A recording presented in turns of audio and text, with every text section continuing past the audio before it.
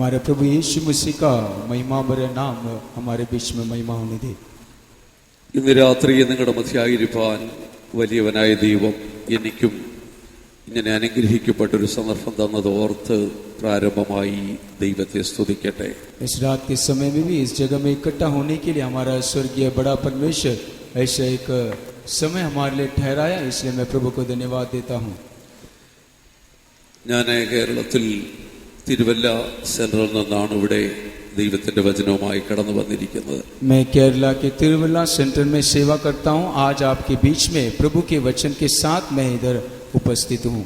Thiruvalla central pastor Baby Chacko Nagpur സെൻട്രലിലുള്ളതായ എല്ലാ സുവിശേഷ വേലക്കാരോടും വിശ്വാസികളോടും തന്റെ സ്നേഹവും പ്രാർത്ഥനയും അറിയിക്കണമെന്ന് പ്രത്യേകമായിട്ട് അറിയിച്ചിട്ടുള്ള കാര്യം ഞാൻ പൊതുവിൽ അറിയിക്കുകയാണ്. हमारे सेंटर पास्टर पीवी चाको और वहाँ सेवा करने वाले सारे सेवकों और विश्वासियों के साथ आपके लिए हम स्तुति अभिनंदन करते हैं और आपकी सेवा के लिए भी हम प्रार्थना करते हैं. കേരളത്തിൽ ഇപ്പോൾ മഴക്കാലമാണ്. यहाँ जैसे बारिश है वैसे केरला में भी अभी बारिश हो रहा है. മഴക്കാലമെന്ന് പറയുമ്പോൾ ഒരർത്ഥത്തിൽ കേരളത്തിൽ അതൊരു പനിക്കാലമാണെന്ന് കൂടെ പറയാൻ സാധിക്കും. ये बारिश है, एक तरह से कहा जाए तो वो एक बीमारी के समान है. എത്രയോ മനുഷ്യർ പലവിധമായ പനിയുടെ രോഗത്താൽ കേരളത്തിൽ ജനങ്ങൾ കഷ്ടപ്പെട്ടുകൊണ്ടിരിക്കുകയാണ്. कई जगह में लोग बुखार से कष्ट उठाते रहते हैं. അനേകാധിക മക്കളുടെ പ്രാർത്ഥനയാല് എനിക്കും ഇവിടെ കടന്നു വരുവാൻ കർത്താവ് സഹായിക്കുകയുണ്ടായി. कईयों की प्रार्थना के द्वारा आपके बीच में यहाँ आने के लिए प्रभु ने मुझे भी सहायता किया. സംഭവ ബഹുലമായ ഒരു ലോകത്തിലാണ് ഞാൻ നിങ്ങളും ജീവിക്കുന്നത്. हम इस संसार में एक भयानक समय में घड़ी में आ पहुंचे हैं, उस काल में हम जीवन बिताते हैं. ഈ വർഷത്തെ വേദപഠന ക്ലാസ്സിന് വേണ്ടി നമ്മൾ തിരഞ്ഞെടുത്തിരിക്കുന്ന സബ്ജക്റ്റ് കർത്താവ് യേശുക്രിസ്തുവിന്റെ മടങ്ങി വരവും അനന്തര സംഭവങ്ങളും എന്നുള്ളതാണ്. इस साल हम परमेश्वर के वचन को ध्यान करने के लिए चुना हुआ विषय प्रभु यीशु मसीह का दूसरा आगमन और अंतिम दिनों में होने वाले चिन्ह है. ഈ ദിവസങ്ങളിൽ ഈ വിഷയത്തെക്കുറിച്ച് വളരെ അധികമായി ദൈവത്തിന്റെ ആലോചന പലയിടത്തും സംസാരിക്കും നമുക്ക് കേൾക്കുവാൻ സാധിക്കും. इन दिनों में प्रभु के आत्मा के द्वारा इस विषय में कई बातों को हम सुनने जा रहे हैं. പലപ്പോഴും ഞാൻ ചിന്തിച്ചിട്ടുണ്ട് എന്തുകൊണ്ട് ഈ വിഷയത്തെക്കുറിച്ച് ഈ നാളുകളിൽ കൂടുതലായി ദൈവത്തിന്റെ വചനത്തിൽ നിന്ന് സംസാരിക്കുന്നു. इन दिनों में प्रभु का आत्मा अपने वचन के द्वारा इस बातों के बारे में हमारे बीच में बात करने दो. നമ്മുടെ കർത്താവായ യേശുക്രിസ്തുവിന്റെ ഐഹിക ജീവിത കാലഘട്ടത്തിൽ जब हमारे यीशु मसीह संसार में जीवन बिता रहा था, ദൈവ രാജ്യത്തിന്റെ വിത്ത് വിതയ്ക്കുവാൻ ലോകം മുഴുവനും വിശുദ്ധന്മാരെ അപ്പോസ്തലന്മാരെ ദൈവം അയച്ചു. प्रभु यीशु मसीह ये पूरे संसार में प्रभु यीशु मसीह का जो बीज है वो बोने के लिए कई सेवकों को उसने चारों तरफ उन्होंने भेजा. സുവിശേഷത്തിന്റെ വിത്ത് ഒന്നാം നൂറ്റാണ്ടിൽ ലോകം മുഴുവനും വിതയ്ക്കുകയുണ്ടായി. पहले शताब्दी में प्रभु यीशु मसीह का वचन या सुसमाचार का बीज पूरे संसार में बोया गया था. എന്നാൽ ആ കാലഘട്ടത്തിൽ തന്നെ ഒരു കൊയ്ത്തിന്റെ കാലഘട്ടത്തെക്കുറിച്ച് യേശുക്രിസ്തു പരാമർശിക്കുന്നത് തിരുവെഴുത്തിൽ കാണുവാൻ സാധിക്കും. प्रभु के वचन में हम देखते हैं यीशु मसीह ने उसी समय में एक कटनी के बारे में भी उसने प्रचार किया था. കൊയ്ത്ത് വളരെയുണ്ട്, സത്യം വേലക്കാരോ ചുരുക്കമാകുന്നുവെന്ന് യേശു പറയുകയുണ്ടായി. वहाँ यीशु मसीह ने कहा कटनी तो बहुत है लेकिन काटने वाले सेवक वो बहुत ही कमी है. അവിടെ കൊയ്ത്ത് എന്നുകൊണ്ട് ഉദ്ദേശിക്കുന്നത് കർത്താവിന്റെ വരവിന് വേണ്ടി ഒരു കൂട്ടം ജനത്തെ ഒരുക്കുക എന്നുള്ളതാണ്. वहाँ कटनी करके कहा जाने वाले पद जो है प्रभु यीशु मसीह के जो आगमन है उस आगमन के लिए एक झुंड लोगों को अलग करने वाले बातों को ही प्रभु ने उल्लेख किया. ആദിമ നൂറ്റാണ്ടിൽ ദൈവരാജ്യത്തിന്റെ വിത്ത് ലോകം മുഴുവനും വിതച്ചു. पहले शताब्दी में प्रभु यीशु मसीह के राज्य के बारे में ठहराया हुआ बीज पूरे संसार में बोया गया था. വളർന്ന് പാകമായ ധാന്യങ്ങളെ കൊയ്ത് കളപ്പുരയിൽ ശേഖരിക്കേണ്ട ഒരു കാലഘട്ടത്തിലാണ് ഞാൻ നിങ്ങൾ വന്നിരിക്കുന്നത്. आज आप और मैं जो बीज बोया गया है वो बढ़कर उसको काट के कलिहान में इकट्ठा करने वाले समय पर हम आ पहुंचे हैं. ആകയാൽ കർത്താവിന്റെ വരവിനോട് നമ്മൾ ഏറ്റവും അധികം അടുത്തിരിക്കുന്നു. हम प्रभु यीशु मसीह के आगमन के बहुत ही निकट हम आ पहुंचे हैं. ആകയാൽ കർത്താവിന്റെ മടങ്ങിവരവ് എന്ന വിഷയത്തെക്കുറിച്ച് നമ്മൾ പഠിക്കുമ്പോൾ जब हम प्रभु यीशु मसीह के दूसरा आगमन उस विषय के बारे में हम पढ़ने के समय ഇന്ന് ഞാനും നിങ്ങളും ജീവിക്കുന്ന ഈ കാലഘട്ടത്തോട് ഈ വിഷയത്തിന് വളരെ ബന്ധമുള്ളതായി നമുക്ക് കാണുവാൻ സാധിക്കും. आज आप और मैं जो समय में हम जीवन बिताते हैं, ये जीवन के साथ प्रभु यीशु मसीह का आगमन को हम तुलना किए हुए हम देख सकते हैं. കർത്താവ് യേശുക്രിസ്തുവിന്റെ മടങ്ങിവരവ് എന്ന് പറയുന്നത് जब प्रभु यीशु मसीह का आने वाले उस अनुभव के बारे में हम देखने के समय അത് ക്രിസ്തീയ വിശ്വാസത്തിന്റെ പ്രത്യാശയും ധൈര്യവും ഉറപ്പുമാണെന്ന് കാണുവാൻ കഴിയുന്നു. वो मसीह जीवन में जीवन बिताने वाले हरेकों के लिए एक आशा और दृढ़ निश्चय होकर पाया जाता है. മറ്റൊരാളിൽ പറഞ്ഞാൽ ക്രിസ്തീയ വിശ്വാസത്തിന്റെ നട്ടെല്ലാകുന്നു യേശുക്രിസ്തുവിന്റെ മടങ്ങിവരവ് എന്ന വിഷയം. और दूसरे शब्द में कहा जाए तो ये मसीह जीवन में हर एक लोगों के लिए ये मसीह जीवन में प्रभु यीशु मसीह का दूसरा आगमन उसके रीढ़ का हड्डी होकर पाया जाता है. ലോകത്തിൽ കോടിക്കണക്കിനായി മനുഷ്യർ യേശുക്രിസ്തുവിന്റെ മടങ്ങിവരവിന് വേണ്ടി ആകാംക്ഷയോടെ കാത്തിരിക്കുകയാണ്. इस संसार में करोड़ों लोग यीशु मसीह के उस दूसरे आगमन के लिए आशा के साथ इंतजार करते हैं. സ്വാഭാവികമായിട്ടും ഒരു ചോദ്യം നമുക്ക് നേരെ ഉയർന്നു വരുവാൻ സാധ്യതയുണ്ട്. स्वाभाविक रीति से हम हरेकों के भीतर ऐसे एक सवाल उत्पन्न होता है, കർത്താവായ യേശുക്രിസ്തു മടങ്ങി വരും എന്ന് എന്തുകൊണ്ടാണ് നിങ്ങൾ നിശ്ചയമായിട്ടും ഉറച്ച് വിശ്വസിക്കുന്നത്? प्रभु यीशु मसीह के दूसरा आगमन के बारे में निश्चय रीति से दृढ़ता के साथ क्यों हमें विश्वास करना है?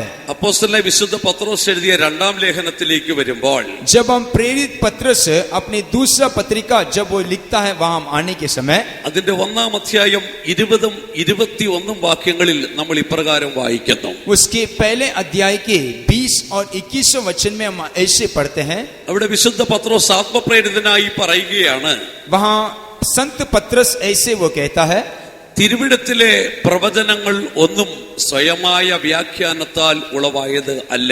वहां पत्रस ऐसा लिखता है कि प्रभु यीशु मसीह के वचन में लिखा हुआ हर एक भविष्यवाणी का वचन वो स्वाभाविक रीति से नहीं लिखा गया है. അത് മനുഷ്യന്റെ ഇഷ്ടത്തിൽ നിന്ന് വന്നതും അല്ല.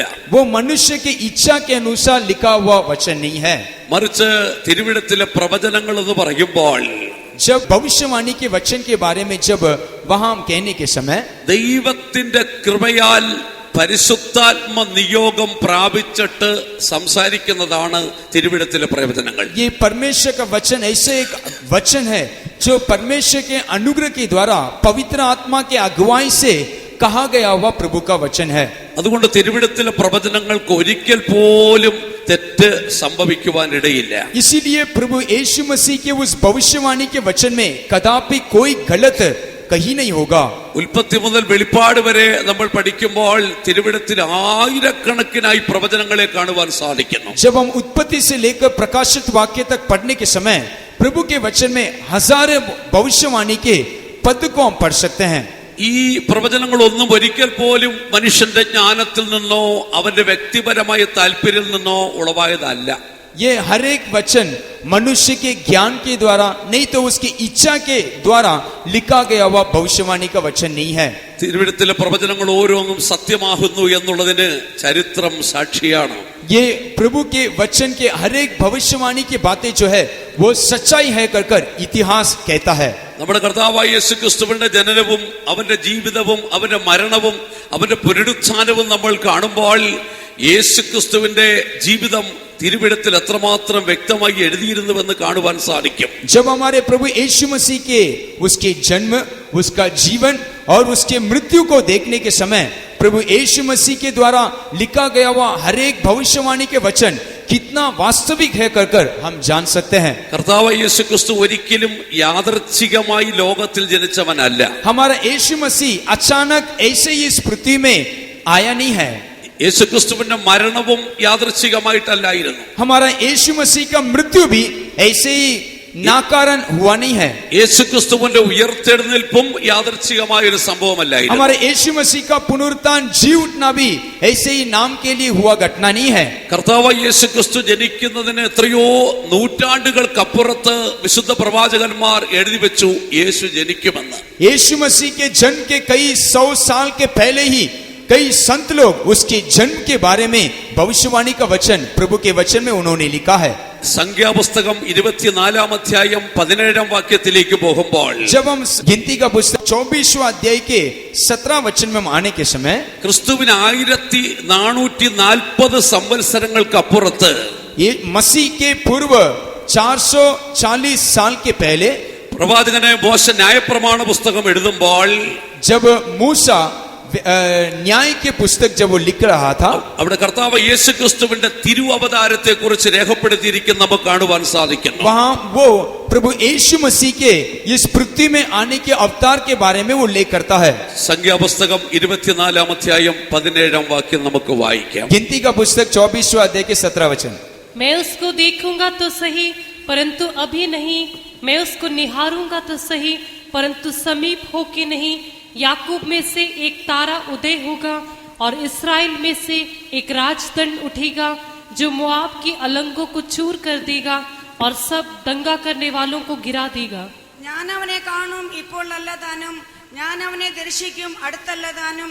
യാക്കോബിൽ നിന്ന് ഒരു നക്ഷത്രം ഉദിക്കും, ഇസ്രായേലിൽ നിന്ന് ഒരു ചെങ്കോൽ ഉയരും. യാക്കോബിൽ നിന്ന് ഒരു നക്ഷത്രം ഉദിക്കും. याकूब में से एक तारा उदय होगा, ഇസ്രായേലിൽ നിന്ന് ഒരു ചെങ്കോൽ ഉയരും. इस्राएल में से एक राजदंड उठेगा. യാക്കോബിൽ നിന്നൊരു നക്ഷത്രമായി ഇന്നേക്ക് 2000 വർഷങ്ങൾക്കപ്പുറത്ത് യേശുദേവൻ ഉദിച്ചുയർന്നു. याकूब के एक तारा के समान यीशु मसीह 2000 साल के पहले इस पृथ्वी में उदय हुआ. ക്രിസ്തുവിന് 1440 സംവത്സരങ്ങൾക്കപ്പുറത്താണ് യേശുക്രിസ്തു യാക്കോബിൽ നിന്നും ഒരു നക്ഷത്രമായി ഉദിക്കുമെന്ന് തിരുവെഴുത്തിൽ പ്രവചിച്ചിരിക്കുന്നത്. प्रभु के वचन में मसीह के पूर्व 1440 साल के पहले प्रभु यीशु मसीह याकूब के एक तारे के समान उदय होगा कर लिखा गया है. ക്രിസ്തുവിന് 650 സംവത്സരങ്ങൾക്കപ്പുറത്ത് यीशु मसीह के पूर्व 650 साल के पहले പ്രവാചകനായ മീഖ ക്രിസ്തു എവിടെ ജനിക്കുമെന്ന് കൃത്യമായിട്ട് പ്രവചിച്ചിട്ടുണ്ടായിരുന്നു. भविष्यवक्ता मीका जो है यीशु मसीह का जन्म कौन से स्थान में होगा कर वो भविष्यवाणी कहता है. മീഖയുടെ പുസ്തകം 5 അധ്യായം 2 വാക്യം നമ്മൾ പഠിക്കുമ്പോൾ जब हम मीका के पुस्तक 5वां अध्याय के 2 वचन में आने के समय ബേത്ലഹേം എന്ന പട്ടണത്തിൽ യേശു അവതരിക്കുമെന്ന് വ്യക്തമായിട്ട് അവിടെ രേഖപ്പെടുത്തിയിട്ടുണ്ട്. वहां स्पष्ट रीति से ऐसा लिखा गया है कि यीशु मसीह का जन्म बेतलहम नामक स्थान में होगा. പ്രവാചകൻ ബേത്ലഹേമിനെ നോക്കി ഇപ്രകാരം വിളിച്ചു പറയുകയാണ്, वहां भविष्यवाणी लिखा हुआ भविष्यवक्ता ऐसे वो कहता है, നീയോ ബേത്ലഹേമേ, हे बेतलहम, നീ യഹൂദ സഹസ്രങ്ങളിൽ ചെറുതായിരുന്നാലും तू यहूदा के हजारों में से छोटा रहने पर भी എന്റെ ജനത്തിന് അധിപതിയായിരിക്കേണ്ടുന്നവൻ എനിക്ക് നിന്നിൽ നിന്ന് ഉത്ഭവിച്ചു വരും. तो भी तुझमें से एक पुरुष निकलेगा जो इस्राएल में प्रभुता करेगा.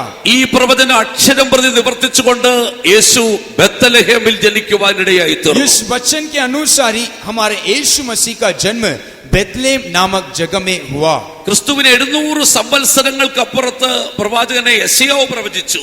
यीशु मसीह के पूर्व 700 साल के पहले यशाया नबी भी इसके बारे में भविष्यवाणी कहा. യേശു എപ്രകാരം ജനിക്കുമെന്നാണ് യെശയ്യാവ് പ്രവചിച്ചിരിക്കുന്നത്. वहां यशाया ने ऐसे भविष्यवाणी दिया कि हमारे यीशु मसीह इफ्राता में जन्म होगा. അവിടെ നമ്മൾ വായിക്കുന്നു, കന്യക ഗർഭിണിയായി ഒരു മകനെ പ്രസവിക്കും. वहां एक कन्या स्त्री एक बालक को जन्म देगा करके वो भविष्यवाणी कहता है അവന് ഇമ്മാനുവേൽ എന്ന് പേരിടണം. और उसका नाम इम्मानुएल कर लिखा जाएगा. ഈ പ്രവചനം അക്ഷരം പ്രതി നിവർത്തിച്ചുകൊണ്ട് इस जगत में रहकर നമ്മുടെ കർത്താവ് യേശുക്രിസ്തു കന്യകയിൽ ഭൂജാതനായി.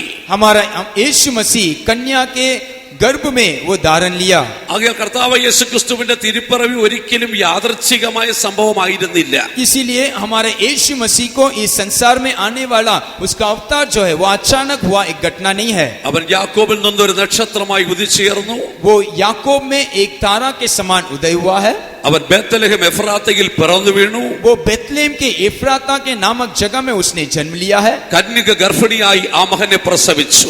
और कन्या स्त्री के गर्भ में बालक होकर उत्पन्न हुआ. കർത്താവ് യേശുക്രിസ്തുവിന്റെ ജനനം മാത്രമല്ല, उसके जन्म इतना ही नहीं, കർത്താവ് യേശുക്രിസ്തുവിന്റെ മരണവും ഉയർത്തെഴുന്നേൽപ്പും എല്ലാം തിരുവിടത്തിലെ പ്രവചനങ്ങളുടെ നിവൃത്തിയാണ്. हमारे प्रभु यीशु मसीह के जीवन और उसका मृत्यु और उसका जी उठना भी प्रभु यीशु मसीह के वचन में जो भविष्यवाणी हुआ उसके द्वारा ही पूरा हुआ है। കൊരിന്ത്യർക്ക് എഴുതിയ 1-ാം ലേഖനം 15-ാം അധ്യായം 3-ാം വാക്യത്തിലേക്ക് പോകുമ്പോൾ जब हम पहला कुरिन्थी 15 अध्याय के 3रा वचन में हम आने के समय അവിടെ വിശുദ്ധ പൗലോസ് യേശുവിന്റെ മരണത്തെ കുറിച്ച് പറയുകയാണ്. वहाँ संत पौलुस प्रभु यीशु मसीह के मृत्यु के बारे में कहता है। ക്രിസ്തു നമ്മുടെ പാപങ്ങൾക്ക് വേണ്ടി തിരുവെഴുത്തുകളിൻ പ്രകാരം മരിച്ചു. हमारा प्रभु यीशु मसीह हमारे पाप के लिए जैसे उसके वचन में लिखा गया है वैसे ही वो मरा, അടക്കപ്പെട്ടു, और उसको गाड़ा गया, തിരുവെഴുത്തുകളും പ്രകാരം ഉയർത്തെഴുന്നേറ്റു. और जैसे उसके वचन में लिखा गया है वैसे ही वो जी उठा। 1 കൊരിന്ത്യർ 15-ന്റെ 3-ാം വാക്യവും കൂടെ ഒന്ന് വായിച്ചാൽ हमारा ध्यान उस 3रा वचन की ओर आएंगे। इसी कारण मैंने सबसे पहले तुम्हें वही बात पहुंचा दी जो मुझे पहुंची थी कि पवित्र शास्त्र के वचन के अनुसार यीशु मसीह हमारे पापों के लिए मर गया। ക്രിസ്തു നമ്മുടെ പാപങ്ങൾക്ക് വേണ്ടി തിരുവെഴുത്തുകളിൻ പ്രകാരം മരിച്ചു. हमारा प्रभु यीशु मसीह हमारे पापों के लिए जैसे वचन में लिखा गया है वैसे ही वो मर गया। എന്നാണ് തിരുവെഴുത്തുകളും പ്രകാരം മരിച്ചു എന്ന് വെച്ചാൽ അതുകൊണ്ട് അർത്ഥമാക്കുന്നത്? यहाँ प्रभु का वचन के अनुसार वो मरा है, इससे हम क्या जान सकते हैं? കർത്താവായ യേശു ക്രിസ്തു എപ്രകാരം മരിക്കുമെന്ന് ക്രിസ്തുവിന് എത്രയോ കാലങ്ങൾക്കപ്പുറത്ത് തിരുവെഴുത്തുകളിൽ പ്രവാചകന്മാർ എഴുതി വെച്ചിട്ടുണ്ട്. हमारा प्रभु यीशु मसीह का मृत्यु किस तरीके से होगा कर उसके जन्म होने के कई सालों के पहले ही भविष्यवाणी के द्वारा भविष्यवक्ता के पुस्तक में लिखा गया है। അവൻ ഏത് വിധത്തിൽ കഷ്ടം സഹിച്ചു മരിക്കുമെന്ന് തിരുവെഴുത്തിൽ പ്രവാചകന്മാർ वो രേഖപ്പെടുത്തിയിട്ടുണ്ടായിരുന്നു. किस रीति से दुख उठाकर वो मृत्यु को पाएगा कर भविष्यवाणी की पुस्तक में लिखा गया है। 22-ാം സങ്കീർത്തനം നമ്മൾ വായിക്കുമ്പോൾ നമുക്ക് അത്ഭുതം തോന്നുവാൻ സാധ്യതയുണ്ട്. जब हम भजन संगीता उसके 22 में हम पढ़ने के समय हम अद्भुत हो जाएंगे। ദാവീദ് എഴുതിയ ആ സങ്കീർത്തനത്തിൽ യേശുക്രിസ്തുവിന്റെ മരണത്തിന്റെ മനോഹരമായ ഒരു ചിത്രം നമുക്ക് കാണുവാൻ സാധിക്കുന്നു. दाऊद लिखा हुआ भजन संगीता में यीशु मसीह के मृत्यु के अनोखा बातों को हम पढ़ सकते हैं। നമ്മുടെ കർത്താവ് കാൽവറിയിൽ കഷ്ടം അനുഭവിക്കുമ്പോൾ हमारे यीशु मसीह जब काल्वरी क्रूस में कष्ट को सहन किया, കൂരിരുളിൽ കിടന്നുകൊണ്ട് വിളിച്ചു പറയുന്ന ഒരു വാക്കുണ്ട്. वो अंधकार में रहकर लोगों को अपनी ज्योति को दिया। എന്റെ ദൈവമേ നീ എന്നെ കൈവിട്ട് കളഞ്ഞതെന്ന്. मेरा प्रभु तूने मेरे हाथ को क्यों छोड़ दिया? കർത്താവ് യേശുക്രിസ്തു ക്രൂശിൽ കിടന്നുകൊണ്ട് വിളിച്ചു ചോദിക്കുകയാണ്, എന്റെ ദൈവമേ നീ എന്നെ കൈവിട്ട് കളഞ്ഞതെന്ന്. हमारे प्रभु यीशु मसीह काल्वरी क्रूस में लटकते हुए वो पिता की ओर देखकर पुकारता है, हे मेरे पिता क्यों तूने मेरे हाथ को छोड़ दिया? ക്രിസ്തുവിന് എത്രയോ നൂറ്റാണ്ടുകൾക്കപ്പുറത്ത് എഴുതി 22-ാം സങ്കീർത്തനം നമ്മൾ വായിക്കുമ്പോൾ मसीह के पूर्व कई सालों के पहले जब हम भजन संगीता 22वां अध्याय में पढ़ने के समय ആ സങ്കീർത്തനം ആരംഭിക്കുന്നത് ഇതേ വാചകത്തോടു കൂടെയാണ് ആരംഭിക്കുന്നത്. वो भजन इसी बातों को उल्लेख करते हुए आरंभ होता है।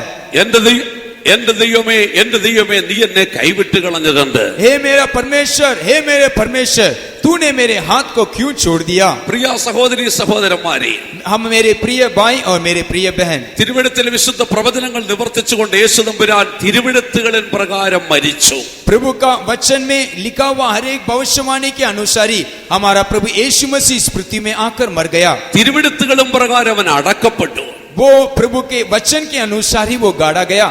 എന്റെ പരിശുദ്ധനെ ദ്രവത്വം കാണുവാൻ ഞാൻ അനുവദിക്കത്തില്ല എന്ന് തിരുവെഴുത്ത് വിളിച്ചു പറഞ്ഞു. संतों को सड़ने नहीं दूंगा करके जैसे प्रभु का वचन कहता है वैसे ही उसके जीवन में पूरा हुआ।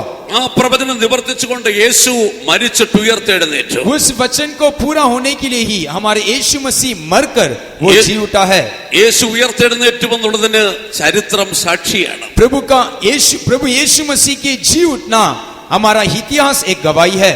മാനവജാതിയുടെ ഇന്നോളമുള്ള ചരിത്രം നമ്മൾ പരിശോധിച്ചാൽ അതിന് 6000 വർഷത്തെ പഴക്കമാണുള്ളത്. जब हम मानव जाति के इस इतिहास को देखने के समय लगभग 6000 साल का अंतर को हम देख सकते हैं।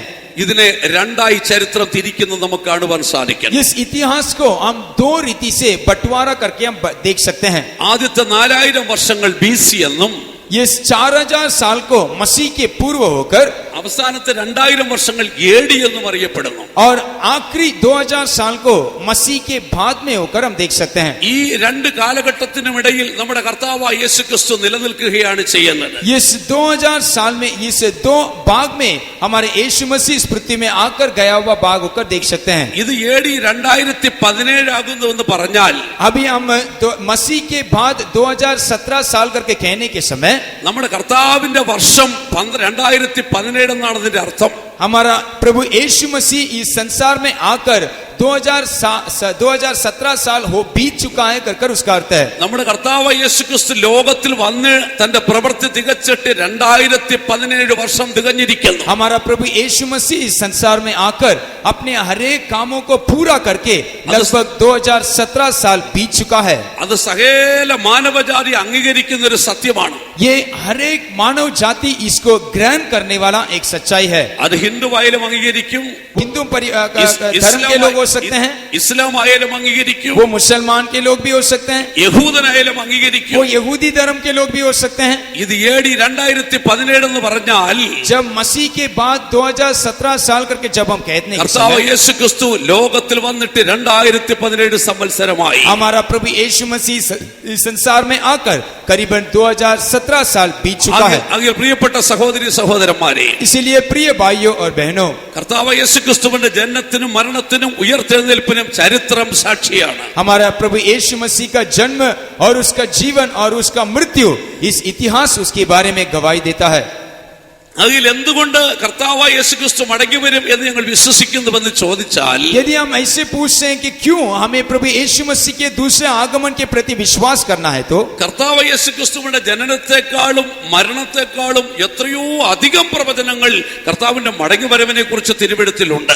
प्रभु के वचन में प्रभु यीशु मसीह के जन्म के बारे में, उसके मृत्यु के बारे में, उससे भी कई बार अधिक उसके वापस आने वाले के बारे में प्रभु के वचन में लिखा गया है। യേശുക്രിസ്തുവിന്റെ മടങ്ങി വരവിനെ കുറിച്ചുള്ള പ്രവചനങ്ങളുമായി താരതമ്യം ചെയ്യുമ്പോൾ യേശുവിന്റെ ജനനത്തെക്കുറിച്ചും മരണത്തെക്കുറിച്ചുമുള്ള പ്രവചനങ്ങൾ തീരെ ചുരുക്കമാകുന്നു. जब हम प्रभु यीशु मसीह के दूसरा आगमन के बारे में उसके भविष्यवाणी के वचन को हम तुलना करने के समय प्रभु के जन्म और उसके जीवन के बारे में लिखा हुआ भविष्यवाणी का वचन बहुत ही थोड़ा है।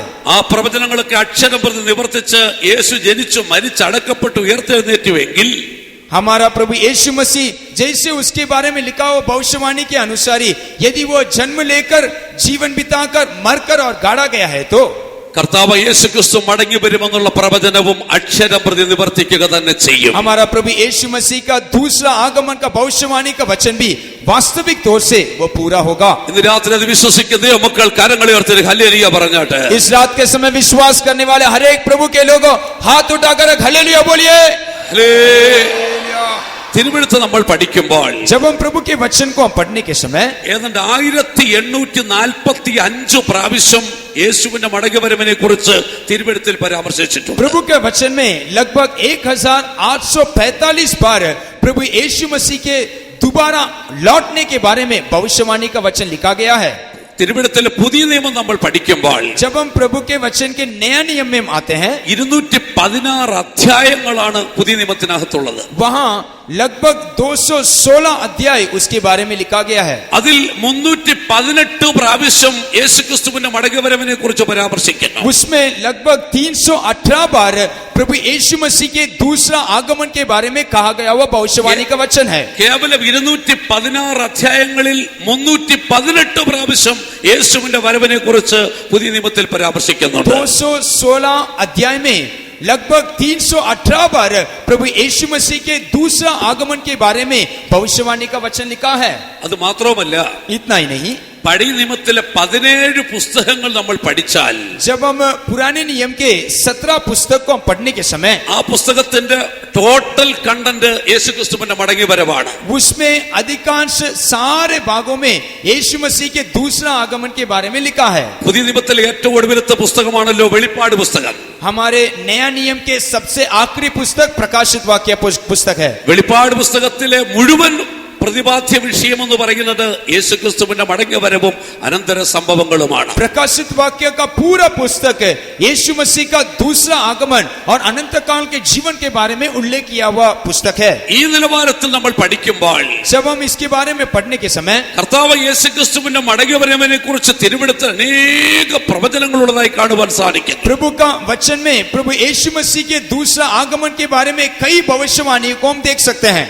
യേശുക്രിസ്തുവിന്റെ മടങ്ങി വരവിനെ കുറിച്ചുള്ള തിരുവെഴുത്തിലെ പ്രവചനങ്ങളെ 7 ആയി നമുക്ക് തിരിക്കാം. जब हम प्रभु के वचन के जो भविष्यवाणी लिखा गया है उस भविष्यवाणी को हम 7 अनुभव में हम बांट सकते हैं। യേശുവിന്റെ മടങ്ങിവരവിനെ കുറിച്ച് 7 വിധത്തിലുള്ള പ്രവചനങ്ങൾ തിരുവെഴുത്തിൽ നമുക്ക് കാണുവാൻ സാധിക്കും. प्रभु के वचन में प्रभु यीशु मसीह के दूसरे आगमन के बारे में कहा गया हुआ भविष्यवाणियों को 7 लोगों ने बांट कर उन्होंने कहा था। അതിൽ ഒന്നാമത്തെ പ്രവചനം ഹാനോക്കിന്റെ പ്രവചനമാണ്. उसका पहला भविष्यवाणी हानोक के द्वारा दिया गया हुआ भविष्यवाणी का वचन है। തിരുവെഴുത്തിൽ പറയുന്ന ആദ്യത്തെ പ്രവാചകനാണ് ഹാനോക്ക്. प्रभु के वचन में सबसे पहला भविष्यवाणी किया हुआ व्यक्ति ये हानोक है। ഹാനോക്ക് ഒരു പ്രവചനം പ്രവചിച്ചതായിട്ട് തിരുവെഴുത്തിൽ നമുക്ക് കാണുവാനും സാധിക്കുന്നുള്ളൂ. प्रभु के वचन में हानोक ने एक भविष्यवाणी किया है कहकर प्रभु के वचन में हम पढ़ सकते हैं। അത് യൂദയുടെ പുസ്തകം 14 വാക്യത്തിൽ നമുക്ക് കാണുവാൻ കഴിയുന്നു. उस भविष्यवाणी के वचन को यहूदा के पुष्पत्रिका 17 वचन में हम पढ़ सकते हैं। അത് നമ്മുടെ കർത്താവ് യേശുക്രിസ്തുവിന്റെ മടങ്ങിവരവിനെ കുറിച്ചാണ് और പറഞ്ഞിരിക്കുന്നത്. वो वचन भी हमारे प्रभु यीशु मसीह के दूसरा आगमन के बारे में लिखा हुआ वचन है। ആകെ തിരുവെഴുത്തിലെ ആദ്യത്തെ പ്രവാചകന്റെ ഒരേ ഒരു പ്രവചനം കർത്താവ് യേശുക്രിസ്തുവിന്റെ മടങ്ങിവരവിനെ കുറിച്ചാണ്. ये प्रभु के वचन में सबसे पहला भविष्यवक्ता का एक सबसे पहला भविष्यवाणी प्रभु यीशु मसीह के दूसरा आगमन के बारे में था। രണ്ടാമത് കർത്താവിന്റെ മടങ്ങിവരവിനെ കുറിച്ച് വിശുദ്ധ യോഹന്നാൻ സ്നാപകൻ സാക്ഷ്യപ്പെടുത്തിയിട്ടുണ്ട്. दूसरा प्रभु यीशु मसीह के दूसरा आगमन के बारे में യോഹന്നാൻ बपतिस्मा देने वाला ने भविष्यवाणी किया। യോഹന്നാൻ സ്നാപകൻ എന്താണ് ലോകത്തോട് വിളിച്ചു പറഞ്ഞത്? യോഹന്നാൻ बपतिस्मा देने वाला ऐसा उसने पुकार कर संसार को देखकर कहा, കർത്താവിന് വഴിയൊരുക്കുവീൻ. मैंने मार्ग को बनाने के लिए, കർത്താവിന് വഴിയൊരുക്കുവീൻ. परमेश्वर के लिए मार्ग बनाने के लिए അവന്റെ പാത നിരപ്പാക്കുവീൻ.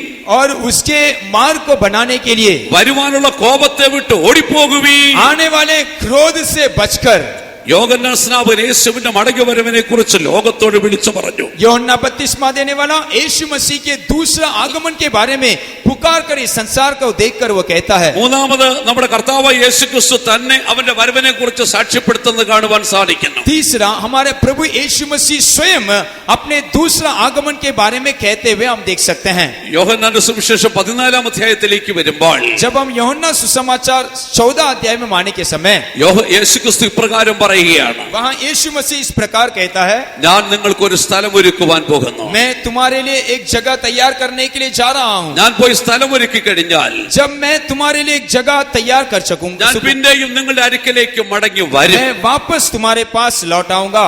വീണ്ടും കർത്താവ് യേശുക്രിസ്തുവിന്റെ അന്ത്യപ്രഭാഷണത്തിൽ और उसके अंतिम बोझ में കർത്താവ് യേശുക്രിസ്തു ഇപ്രകാരം പറഞ്ഞു, वहाँ उसने अपने चेलों को देखकर ऐसा कहा, നനയാത്ത നാഴികയിൽ മനുഷ്യപുത്രം വരുന്നത് കൊണ്ട് നിങ്ങളും ഒരുങ്ങിയിരിപ്പീൻ. जब तुम इंतजार नहीं करोगे तब मनुष्य का पुत्र प्रकट होगा, तब तुम उनके लिए भांज जोकर उसको मुलाकात करना। കർത്താവ് യേശുക്രിസ്തുവിന്റെ മടങ്ങിവരവിനെ കുറിച്ച് അവൻ തന്നെ സാക്ഷ്യപ്പെടുത്തിയിട്ടുണ്ട്. प्रभु यीशु मसीह के दूसरा आगमन के बारे में यीशु मसीह स्वयं एक गवाही है। നാലാമത് ശുഭ്രവസ്ത്രം ധരിച്ച 2 പുരുഷന്മാരുടെ സാക്ഷ്യം കാണുവാൻ സാധിക്കുന്നു. चौथा श्वेत वस्त्र पहना हुआ 2 पुरुष लोग उसके आगमन के बारे में गवाही देते हैं। യേശുക്രിസ്തു ഒലിവുമലയിൽ നിന്ന് സ്വർഗാരോഹണം ചെയ്തു. जब प्रभु यीशु मसीह जैतून पहाड़ में जब वो स्वर्ग आरोहण हो गया, അവന്റെ ശിഷ്യന്മാർ ആ സ്വർഗാരോഹണം കണ്ടുകൊണ്ട് ഒലിവുമലയുടെ അടിവാരത്തിൽ ഇങ്ങനെ നിൽക്കുകയാണ് ചെയ്യുന്നത്. उनके 6 लोग यीशु मसीह जब स्वर्ग में उठा लिया गया था, तब जैतून पहाड़ की ओर जब वे ताक रहे थे,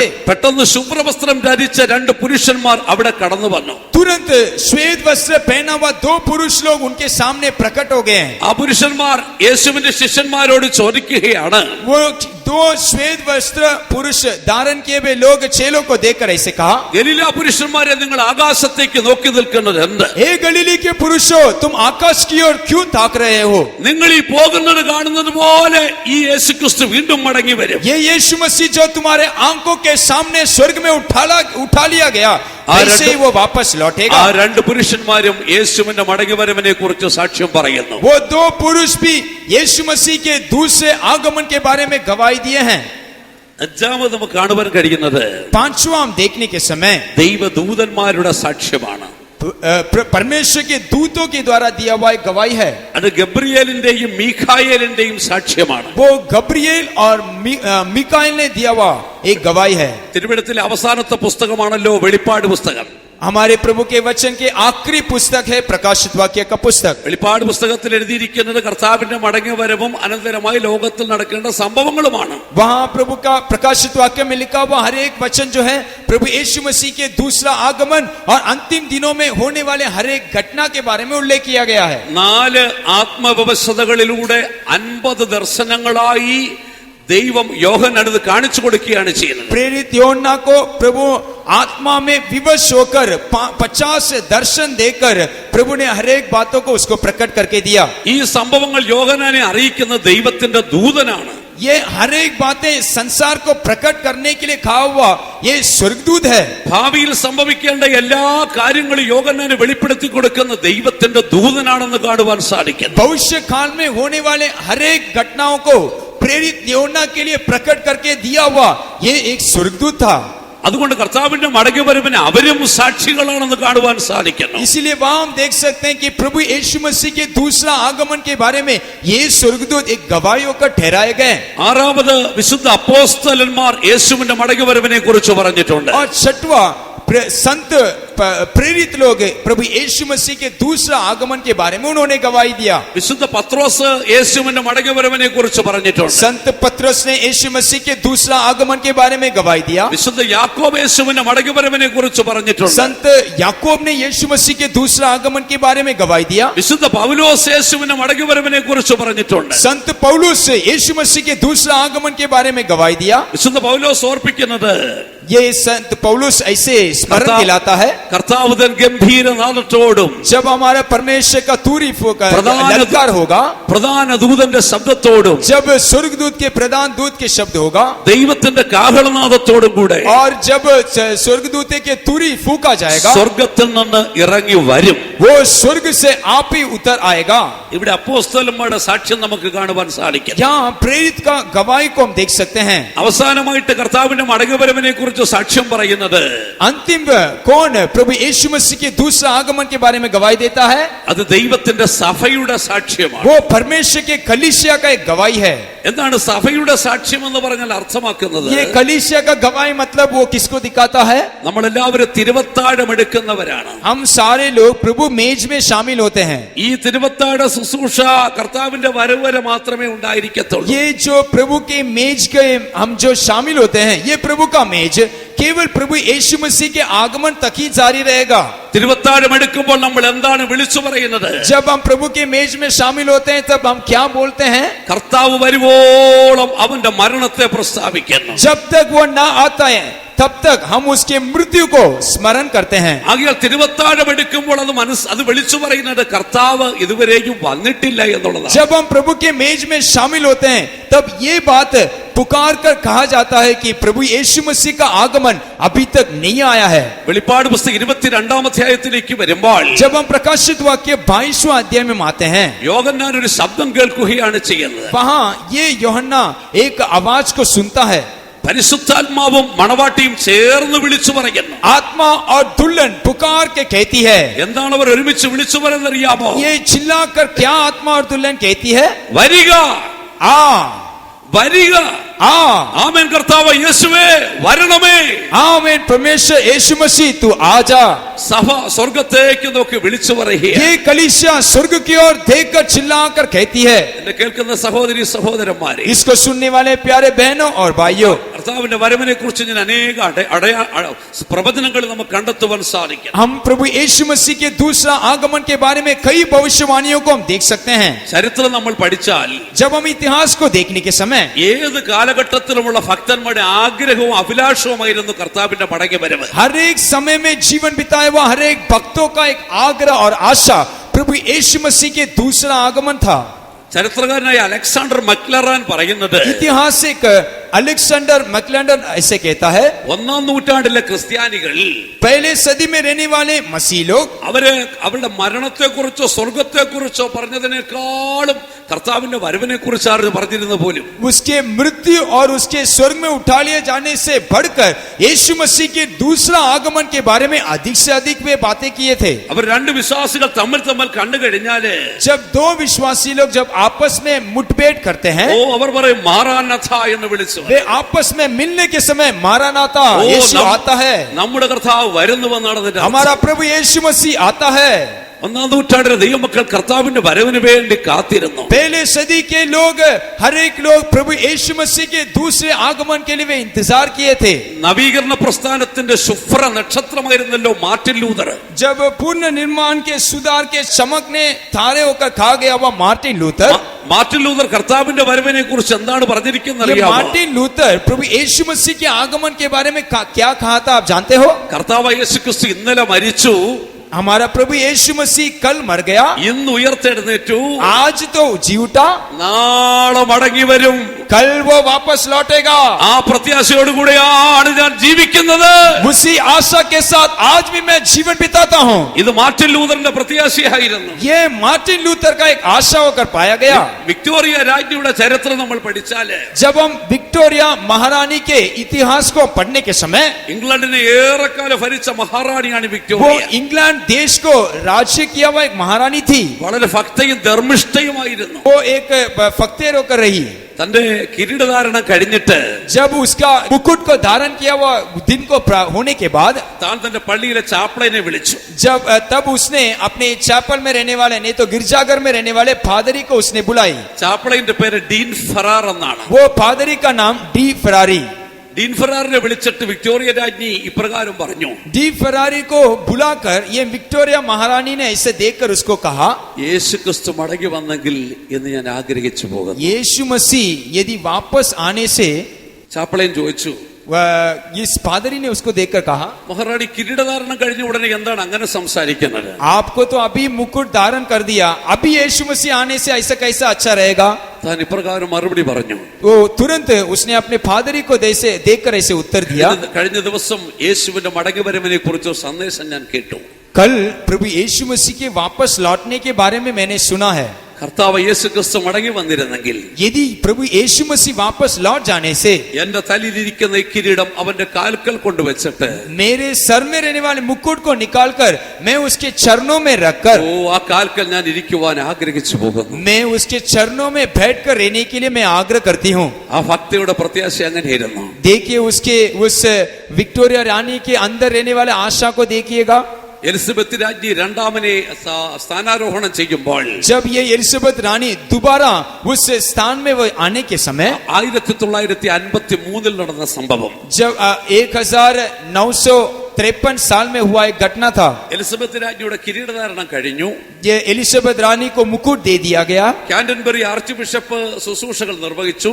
और उसके लिए संचालक को, एक सेवक को ठहरा दिया, ആർച്ച് ബിഷപ്പ് ജോഫ്രി ഫിഷർ അവസാനമായി പ്രസംഗം ആരംഭിച്ചു. जो अंतिम तौर से जोश रेफिशियल ने अपने प्रचार को आरंभ किया. ആ സന്ദേശത്തിൽ എലിസബത്ത് രാജ്ഞിയോടായിട്ട് ജോഫ്രി ഫിഷർ ഇപ്രകാരം പറഞ്ഞു. उस संदेश में जोश रेफिशियल नामक वो संचालक सेवक उस एलिजाबेथ रानी को देखकर ऐसे कहा, മഹാറാണി, महारानी, കിരീടം ധരിപ്പാൻ അവകാശമുള്ള ഒരുത്തൻ വരുന്നുണ്ട്.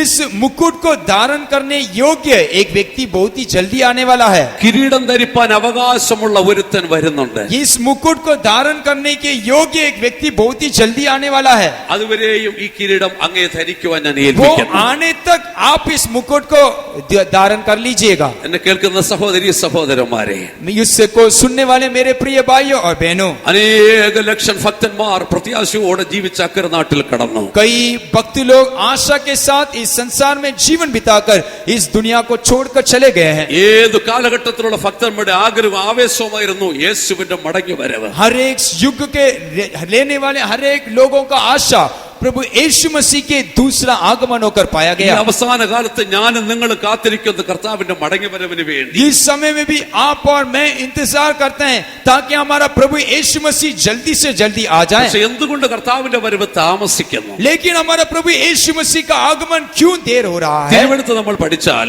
जब हम परमेश्वर के वचन में आते हैं, കർത്താവിന്റെ മടങ്ങി വരവ് താമസിക്കുന്നതിന് രണ്ട് കാരണങ്ങൾ നമുക്ക് കണ്ടെത്തുവാൻ സാധിക്കും. परमेश्वर के वापस लौटने के लिए देरी होने का दो कारण प्रभु के वचन में हम देख सकते हैं. 2 പത്രോസ് 3-ാം അധ്യായത്തിന്റെ 9-ാം വാക്യത്തിലേക്ക് വരുമ്പോൾ, जब हम दूसरा पत्रस 3 अध्याय के 9वां वचन में आते हैं, ഇവിടെ വിശുദ്ധ പത്രോസ് ഇപ്രകാരം പറയുക, वहां संत पत्रस ऐसा कहता है, ആരും നശിച്ചു പോകാതെ कोई भी नाश नहीं होना है, എല്ലാവരും മാനസാന്തരപ്പെടുവാൻ ഇച്ഛിച്ചിട്ട് ताकि हर एक लोगों के लिए मन फिराने का एक मौका हो। നമ്മുടെ കർത്താവ് ദീർഘക്ഷമ കാണിക്കുകയാണ്. हमारा प्रभु यीशु मसीह धीरज के साथ बात जोता है। എന്തുകൊണ്ട് കർത്താവ് വരുവാൻ താമസിക്കുന്നു? क्यों हमारे प्रभु यीशु मसीह का आगमन के लिए देर होता है? ഒരു വ്യക്തി പോലും നശിച്ചു പോകുവാൻ ദൈവം ആഗ്രഹിക്കുന്നില്ല. हमारा प्रभु यीशु मसीह ऐसा आग्रह नहीं करता कि इस संसार में कोई एक व्यक्ति भी नाश हो में। ഒരു വ്യക്തി പോലും നരകത്തിൽ പോകുവാൻ ദൈവം ആഗ്രഹിക്കുന്നില്ല. प्रभु यीशु मसीह ऐसे आग्रह नहीं करता कि इस संसार में कोई एक व्यक्ति भी नरक जा पहुंचे। സ്നേഹവാനായ ദൈവം മനുഷ്യനെ ശിക്ഷിക്കുവാൻ ഒരു നരകം സൃഷ്ടിച്ചിട്ടുമില്ല.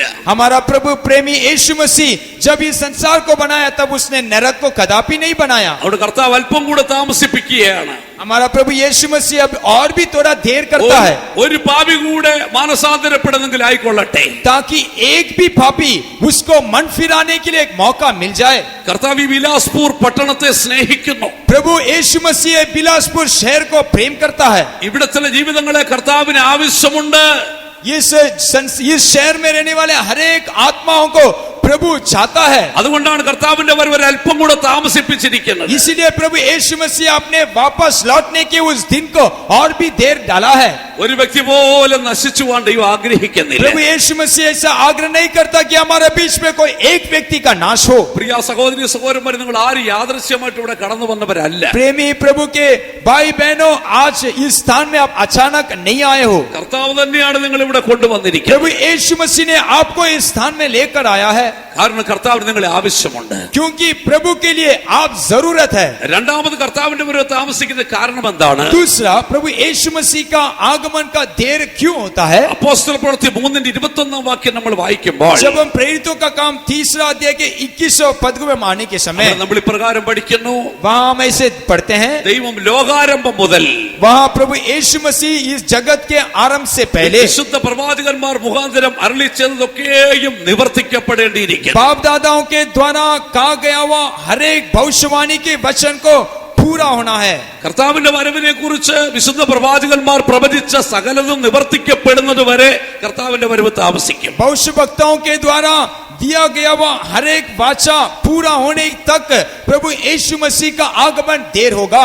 ഞാനും നിങ്ങളൊന്ന് ജീവിക്കുന്ന കാലഘട്ടത്തിലേക്ക് വരുമ്പോഴേ मैं और आप जीवन बिताने वाले इस समय काल में हम आ पहुंचने के നമ്മുടെ समय അവസാന കാലഘട്ടത്തിൽ വന്നിരിക്കുകയാണ്. आज हम प्रभु यीशु मसीह के अंतिम समय में हम आ पहुंचे हैं। കർത്താവിന്റെ വരവിനോട് നമ്മൾ അടുത്തിരിക്കുകയാണ്. हम प्रभु यीशु मसीह के आगमन के निकट हम आ पहुंचे हैं। ഇന്ന് ലോകത്തിൽ നടക്കുന്ന ഓരോ സംഭവങ്ങളും കർത്താവിന്റെ വരവ് അടുത്തുപോയി എന്നുള്ള വിളിച്ചു പറയുകയാണ്. इस संसार के होने वाले हर एक घटना इस बात को उल्लेख करता है कि हमारा प्रभु यीशु मसीह का आगमन बहुत ही निकट आ पहुंचा है। വിശുദ്ധ ലൂക്കോസിന്റെ സുവിശേഷം 21 അധ്യായത്തിലേക്ക് വരുമ്പോൾ जब हम लूकोस सुसमाचार 21वां अध्याय में आते हैं, അതിൽ 25 26 വാക്യങ്ങൾ യേശുദമ്പുരാൻ ഇപ്രകാരം പറഞ്ഞു. वहां हमारा पिता प्रभु यीशु मसीह ऐसे कहा, സൂര്യനിലും ചന്ദ്രനിലും നക്ഷത്രങ്ങളിലും ലക്ഷ്യങ്ങൾ ഉണ്ടാകുവാൻ ഇടയായി തീരും. सूरज, चंद्रमा और तारागण में उसके कई चिन्हों को हम देख सकते हैं। ഇതൊക്കെ വാക്യങ്ങൾ വായിക്കേണ്ടതാ, പക്ഷേ സമയക്കുറവ് കൊണ്ട് വായിക്കാതെ വിട്ടുപോവുകയാണ്. ये सारे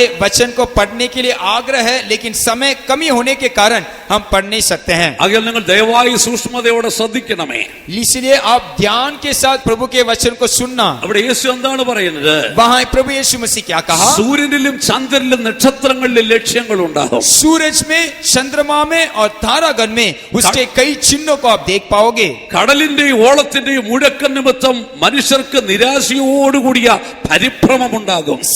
इस समुद्र में रहने वाले हर एक हलचल के कारण संसार में रहने वाले लोगों के अंदर रहने वाले शांति भंग हो जाएगा। ആകാശത്തിന്റെ ശക്തികൾ ഇളകിപ്പോകും. संसार के आकाश में रहने वाले हर एक सामर्थ्य हिल जाएगी। ഇത് കണ്ടിട്ട് ये सारे बातों को देखने के बाद ഭൂലോകത്തിന് എന്ത് സംഭവിക്കാൻ പോകുന്നുവെന്ന് ഓർത്തിട്ട് ये संसार में क्या घटने वाला है करके सोचकर മനുഷ്യന് ഹാർട്ട് അറ്റാക്ക് ഉണ്ടാകും. मनुष्य के लिए हर एक लोगों को दिल का दौरा पड़ जाएगा। പ്രിയ സഹോദരി സഹോദരന്മാരെ, प्रिय भाइयों और बहनों, ഞാനും നിങ്ങൾ ഇന്ന് വന്നെത്തിയിരിക്കുന്ന കാലഘട്ടത്തെ കുറിച്ച് നമ്മളൊന്ന് പഠിക്കണം.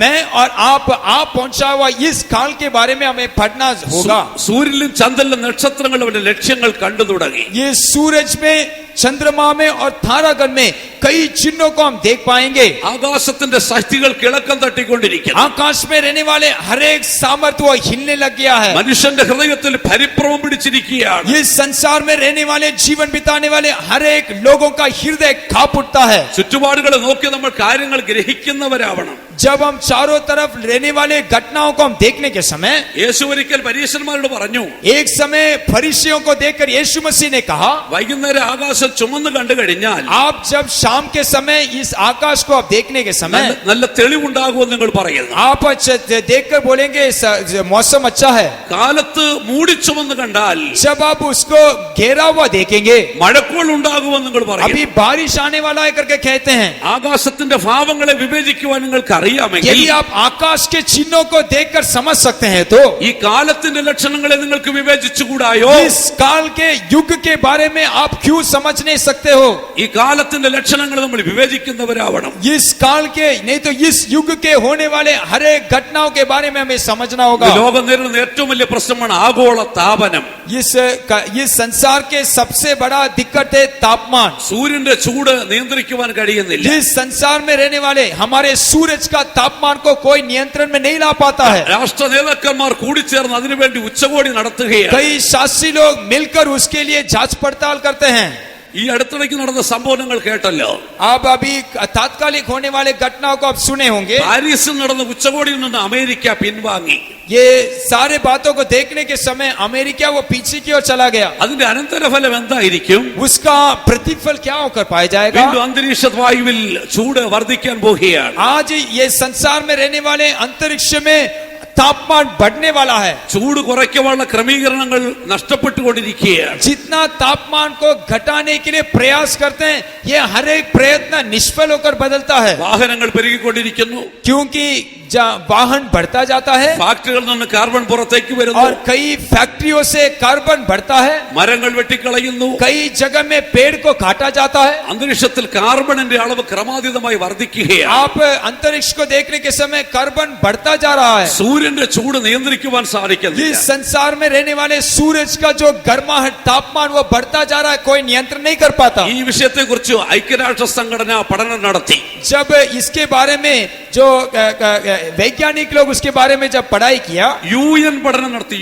जब UN लोग उसके बारे में पढ़ाई किया, ആ പഠന റിപ്പോർട്ടിൽ രണ്ട് കാര്യങ്ങൾ പറയുന്നുണ്ട്. उसके पढ़ाई में उन्होंने दो शिक्षा को निकाला।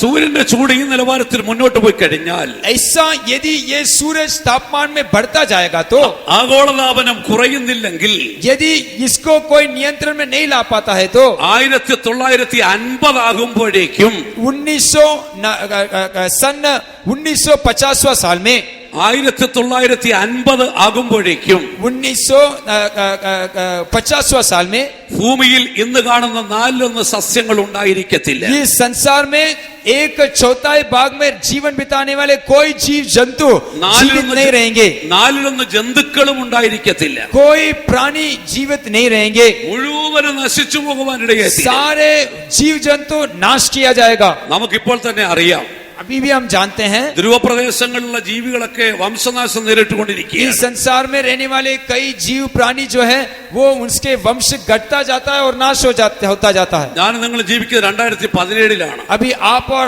मैं 2017 साल में जीवन बिताते हैं। 2050 ആകുമ്പോഴേക്കും यदि 2050 साल में हम पहुंचने तक സസ്യജാലങ്ങളിലെ ജീവജന്തുക്കളിലും 4% ഭൂമിയിൽ കാണത്തില്ല. इस पृथ्वी में संसार में रहने वाले हर एक जीव प्राणियों में 1/4 भाग में रहने वाले अधिकांश लोग वे मर जाएंगे। ഇത് നിസ്സാരമായിട്ട് നമ്മൾ തള്ളിക്കളയരുത്.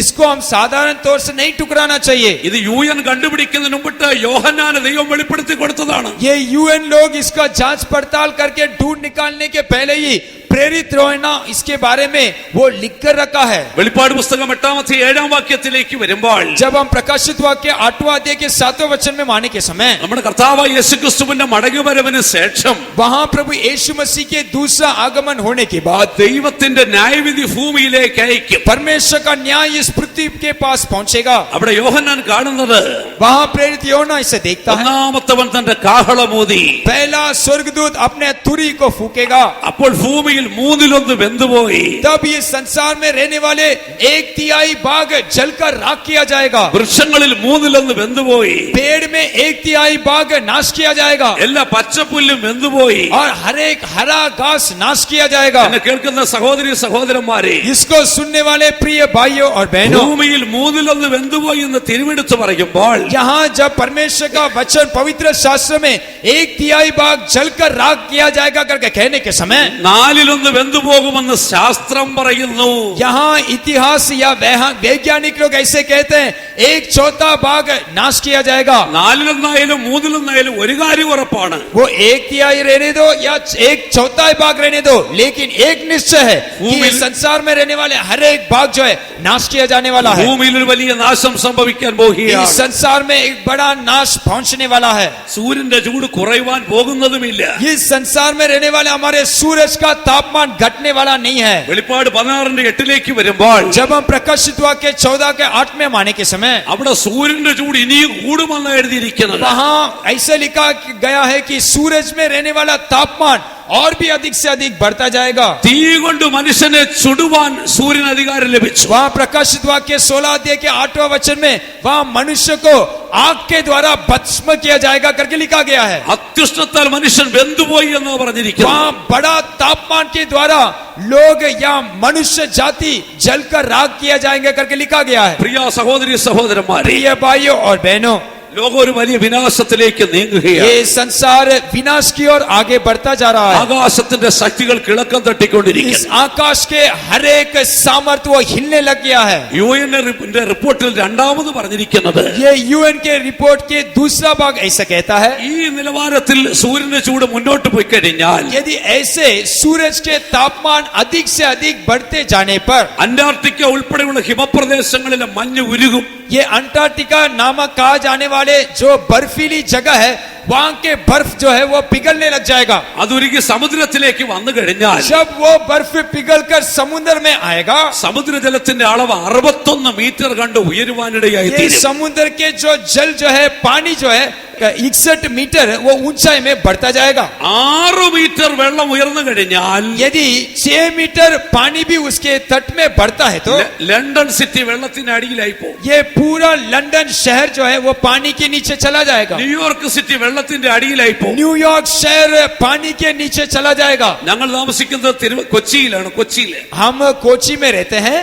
കൊച്ചി സമുദ്രത്തിൽ നിന്ന് 1.5 മീറ്റർ ഉയരത്തിലാണ്. ये कोची जो है समुद्र से 1.5 मीटर ऊंचाई में रहता है. 2 മീറ്റർ വെള്ളം പൊങ്ങിക്കഴിഞ്ഞാൽ यदि 2 मीटर अधिक यदि ये जल ऊपर जाएगा तो എല്ലാം വെള്ളം കുടിച്ച് ചാവുമെന്ന് ഉറപ്പാണ്. सारा कोची शहर जो है जल में डूब जाएगा.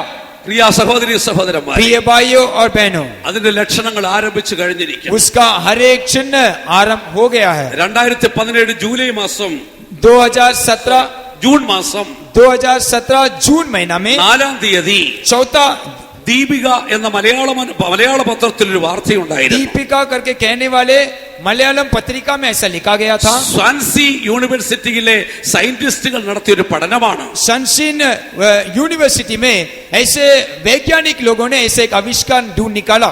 എന്താണ് ആ പഠന റിപ്പോർട്ട് എന്നറിയാമോ? उसका आविष्कार क्या था जानते हो? ലോകത്തിലെ ഏറ്റവും വലിയ മഞ്ഞുമലയാണല്ലോ അന്റാർട്ടിക്ക. इस अंटार्कटिका करके कहने वाला जगह जो है इस संसार में या इस भूमि में सबसे ज्यादा बर्फीली जगह है. അതിനകത്ത് വലിയൊരു വിള്ളലുണ്ടായി കഴിഞ്ഞിരിക്കുന്നു. वहां सबसे बड़ा एक दरार आ गया है. ഏതാണ്ട് 11 മൈൽ ദൂരത്തിൽ ആ വിള്ളൽ വ്യാപിച്ചു കഴിഞ്ഞിരിക്കുകയാണ്. उसका 11 मील दूरी एक बड़ा दरार आ गया है. ഇങ്ങനെ മുന്നോട്ട് പോയി കഴിഞ്ഞാൽ यदि ऐसे ही वो आगे जाने അത് पर പല കഷണങ്ങളായിട്ട് മുറിയും. वो कई भाग होकर वो पिघलने लगेगा അതൊരുക്കി സമുദ്രത്തിലേക്ക് പോകുവാൻ और ഇടയായി वो തീരും. पिघल कर समुद्र में जा मिलेगा. പ്രിയ സഹോദരി സഹോദരന്മാരെ, प्रिय भाइयों और बहनों, ഇന്ന് ഭൂമിയിൽ ജീവിക്കുന്ന ശാസ്ത്രജ്ഞന്മാരിൽ ഏറ്റവും വലിയ ആളാണ് സ്റ്റീഫൻ ഹോക്കിംഗ്. ये संसार में जीवन बिताने वाले सबसे बड़ा वैज्ञानिक स्टीफन हॉकिंस करके कहा हुआ एक ആൽബർട്ട് वैज्ञानिक है. ഐൻസ്റ്റീൻ കഴിഞ്ഞാൽ ലോകം കണ്ട ഏറ്റവും വലിയ സയന്റിസ്റ്റ് ആണ് സ്റ്റീഫൻ ഹോക്കിംഗ്. वो सबसे बड़ा इस संसार में रहने वाला एक वैज्ञानिक है, वो ये स्टीफन हॉकिंस. ഇന്നും താൻ ജീവനോടെയുണ്ട്. आज भी वो संसार में जीवित है. താൻ അടുത്ത കാലത്ത് 2 കാര്യങ്ങൾ ലോകത്തോട് വിളിച്ചു പറഞ്ഞു. वो इस संसार में 2 बातों को दृढ़ता के साथ कहता है. ഒന്നാമത്തെ കാര്യം, पहला वो ऐसा कहता है, സൂര്യന്റെ ആയുസ് സൂര്യന്റെ ആയുസ് ये सूरज का आयु जो है പരമാവധി 1000 വർഷം കൂടെ മാത്രമേ वो ഉണ്ടായിരിക്കത്തുള്ളൂ. लगभग 1000 साल तक रह सकता है. രണ്ടാമത് താൻ പറഞ്ഞിരിക്കുന്നത് दूसरा वो ऐसा कहता है ഭൂമിയിൽ ഒരു 200 വർഷം കൂടെ മാത്രമേ മനുഷ്യന് വസിക്കുവാൻ इस കഴിയത്തുള്ളൂ. पृथ्वी में लगभग 200 साल ये लोग ये संसार में जीवन बिता सकते हैं. അതുകൊണ്ട് താൻ ശാസ്ത്രലോകത്തോട് പറഞ്ഞിരിക്കുകയാണ്, इसीलिए वो वैज्ञानिकों से उन्होंने ऐसा कहा. ചൊവ്വയിലോ ചന്ദ്രനിലോ മനുഷ്യാധിവാസ യോഗ്യമായ സൗകര്യങ്ങൾ ഒരുക്കിക്കൊള്ളുവാൻ. इसीलिए वो तारागण में या वो ऊपर ब्रह्मांड में रहने वाले लोगों का रहने के लिए तैयारी को उसने कहा.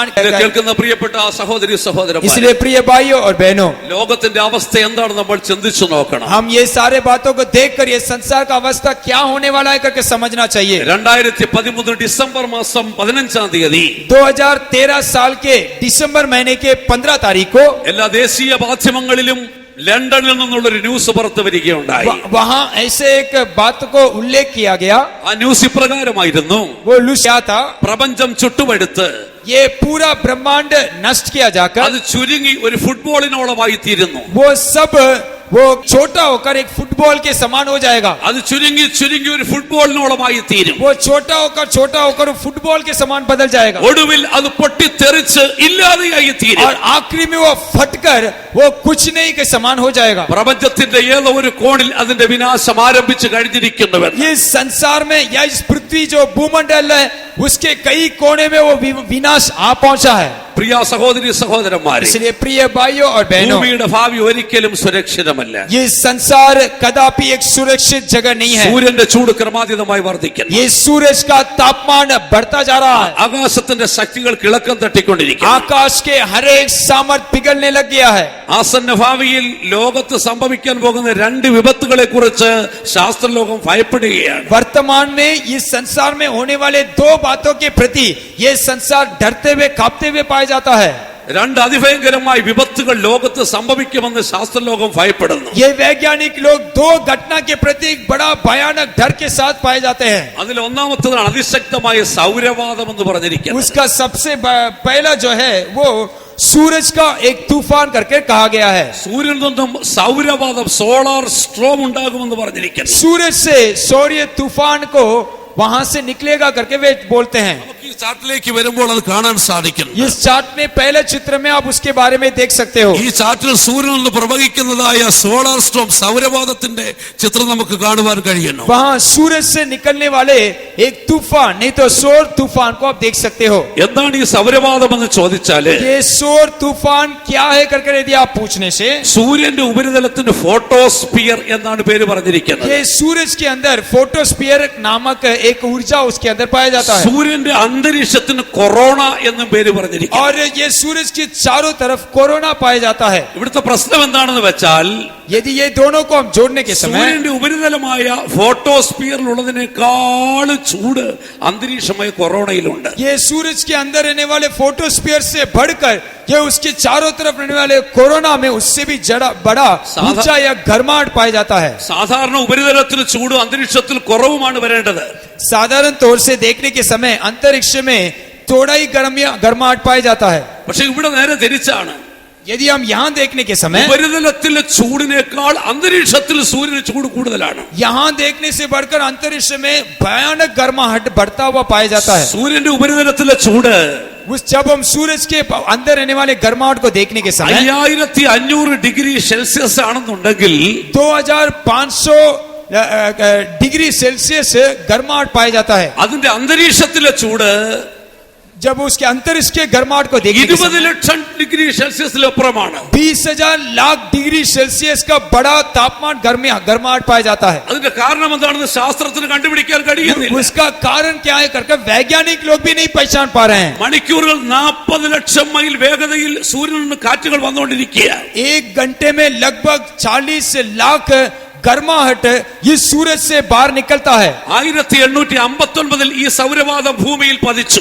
1859 58 में एक बार ये सूर्य तूफान ये पृथ्वी में आया था। നിങ്ങൾ ചിന്തിച്ചു 1.5 നൂറ്റാണ്ടിനപ്പുറമാണ്. आप सोच सकते हैं ये 150 साल के पहला का घटना है। അന്ന് ലോകം വലുതായിട്ട് വളർന്നിട്ടില്ല. उस समय लोग ये संसार उतना आधुनिकता में बड़ा नहीं था। വലിയ ഇലക്ട്രിക് ഉപകരണങ്ങളൊന്നും തന്നെ ഇല്ല. उस समय इस इलेक्ट्रिसिटी या इस बिजली का उतना सुविधा नहीं रहा। പക്ഷെ അതുകൊണ്ട് വലിയ ആപത്ത് ലോകത്ത് സംഭവിച്ചില്ല. उसके कारण उतना ज्यादा एक मुश्किल हमने नहीं सामना किया। പക്ഷെ 1.5 നൂറ്റാണ്ടിനിപ്പുറം लेकिन अभी ये 150 साल के बाद अभी हम देखने के ഇതേ समय സൗരവാദം ഭൂമിയിൽ വന്ന് പതിച്ചാൽ यदि इस प्रकार के एक सूर्य तूफान है भूमि- इस संसार में आने पर ഭൂമിയുടെ അവസ്ഥ എന്തായിരിക്കും? ये पृथ्वी का अनुभव क्या होगा? വാർത്താവിനിമയ സംവിധാനം മുഴുവനും തകരാറിലായി തീരും. बातचीत या यहाँ से वहाँ बातचीत करने वाले हर एक बातचीत का जो अनुभव जो है वो काटा जाएगा। വൈദ്യുതി പ്രവാഹം പൂർണ്ണമായിട്ട് നിലയ്ക്കുവാനിടയായി തീരും. बिजली का हर एक बंद किया जाएगा।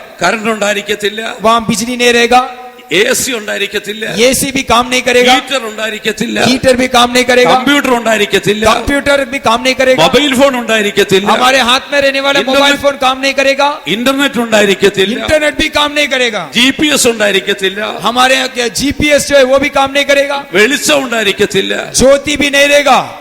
ഇങ്ങനൊരു അവസ്ഥയിൽ എങ്ങനെ ജീവിക്കാം? यदि ऐसे अवस्था में हम पहुंचेंगे तो कैसे जीवन बिताएंगे? ലോകം ഒരു വലിയ വിപത്തിനെ ഭയപ്പെടുകയാണ്. ये संसार ऐसे एक भयानक घटना के लिए डरता हुआ है। അപകടകാരിയായ ഒരു സൗരവാദം സൂര്യന് പുറപ്പെട്ടു കഴിഞ്ഞിരിക്കുന്നു. एक सबसे बड़ा भयानक घटना ये सूरज से निकलने वाला है। അത് ഭൂമിയിൽ പതിച്ചാൽ ഭൂമിക്ക് വൻ നാശമുണ്ടാകുവാൻ ഇടയായിത്തീരും. ये पृथ्वी में आकर ये पृथ्वी में एक बड़ा भयानक विनाश को लेकर आने वाला है। 2018 വേനൽക്കാലത്തില് जब 2018 साल में आने के समय ഒരു സൗരപേടകം നാസ സൂര്യനിലേക്ക് അയക്കാൻ പോകുകയാണ്. वहाँ एक उपग्रह को नासा में भेजने वाले हैं। ഡോക്ടർ എറിക് ക്രിസ്റ്റ്യൻ ആണ് അതിന് നേതൃത്വം കൊടുക്കുന്നത്. डॉक्टर एरिक क्रिश्चियन ने इसको संचालक किया है। താൻ പറയുന്നത് उसने ऐसा कहा, സൂര്യന്റെ ഉപരിതലം വരെ ചെല്ലുവാൻ ഒരിക്കലും സാധിക്കത്തില്ല. सूरज के पास ये उपग्रह को कदापि हम नहीं लेकर जा सकते हैं। കഴിയുന്നിടത്തോളം അതിന്റെ അന്തരീക്ഷത്തിൽ അടുത്തു ചെന്ന് സംഭവത്തെ പഠിക്കുവാൻ ശ്രമിക്കുകയാണ് ചെയ്യുന്നത്. हम सबसे निकट लेकर जाकर ये पढ़ाई को हम ढूंढने निकाल पाएंगे। ശാസ്ത്രലോകം എത്രമാത്രം ഭയപ്പെടും നിങ്ങൾ ചിന്തിച്ചു आप നോക്കിയാട്ടെ. सोच के देखिएगा ये वैज्ञानिक लोग कितना उसके प्रति डरते हैं। ലോകം ഭയപ്പെടുന്ന മറ്റൊരു സംഭവമാണ് കോസ്മിക് സുനാമി എന്ന് പറഞ്ഞിരിക്കുന്നത്. ये संसार डरने वाला दूसरा घटना है भूमंडल में या ब्रह्मांड में होने वाले सुनामी। ലോകത്തിന് ഭയങ്കരമായ ഒരു കോസ്മിക് സുനാമി സംഭവിക്കാൻ പോകുന്നു. ब्रह्मांड में होने वाले सुनामी उसको कॉस्मिक सुनामी होकर कहा जाता है। इसके बारे में वैज्ञानिक लोग डरते हैं। റോയൽ അസ്ട്രോണമിക് സൊസൈറ്റിയുടെ ജേണലിൽ അത് സംബന്ധിച്ചുള്ളതായ വാർത്തയുണ്ടായിരുന്നു. रॉयल एस्ट्रोनॉमिक संचालक ऐसे एक कहावत है, ऐसे एक आविष्कार करके उन्होंने कहा। അതിലെന്താണ് എഴുതിയിരിക്കുന്നത് അറിയാമോ? वहां उन्होंने उसमें क्या कहा? ഭൂമിയെ ഒരു നിമിഷം കൊണ്ട് ഇല്ലാതാക്കുവാൻ കഴിയുന്ന കോസ്മിക് സുനാമി വരുന്നുണ്ട്. वो इस पृथ्वी को 1 मिनट में नाश करने वाले कॉस्मिक सुनामी या एक ब्रह्मांड सुनामी इस पृथ्वी में आने वाला है। നമ്മൾ ഈ ചാർട്ടിലേക്ക് വരുമ്പോൾ അത് കണ്ടെത്തുവാൻ സാധിക്കുന്നുണ്ട്. इस चार्ट को दूसरे चित्र में उसके बारे में हम देख सकते हैं। ഒരു കോസ്മിക് സുനാമി അവിടുന്ന് പുറപ്പെട്ടിരിക്കുകയാണ് ചെയ്യുന്നത്. यहाँ एक ब्रह्मांड में आने वाले सुनामी इस जगह से निकला है करके आप देख सकते हो। സയന്റിസ്റ്റുകൾ അത് റൗണ്ട് ചെയ്ത് അടയാളപ്പെടുത്തിയിരിക്കുന്ന ഭാഗത്ത് यहाँ चारों तरफ रहने वाले उस भाग को आप देखने के समय അത് പ്രവഹിക്കുന്ന പ്രവാഹത്തിന്റെ ആരംഭത്തെ കാണുവാൻ സാധിക്കുന്നു. उसके बहाव के आरंभ को वहां आप देख सकते हो। ഈ സുനാമിക്ക് ഭൂമിയുടെ 2 ഇരട്ടി വലിപ്പം ഉണ്ടായിരിക്കുമെന്നാ പറയുന്നത്. यहाँ हम देखने के समय अभी आने वाले सुनामी जो है अब तक हुआ सुनामी के दुगना भाग अधिकांश सुनामी होगा। എവിടെ നിന്നാണ് ഈ സുനാമി വരുന്നത്? ये सुनामी कहां से आरंभ होता है? ഇത് കടന്നു വരുന്നത് സൂര്യനിൽ നിന്നല്ല. ये सुनामी सूरज से नहीं आएगा।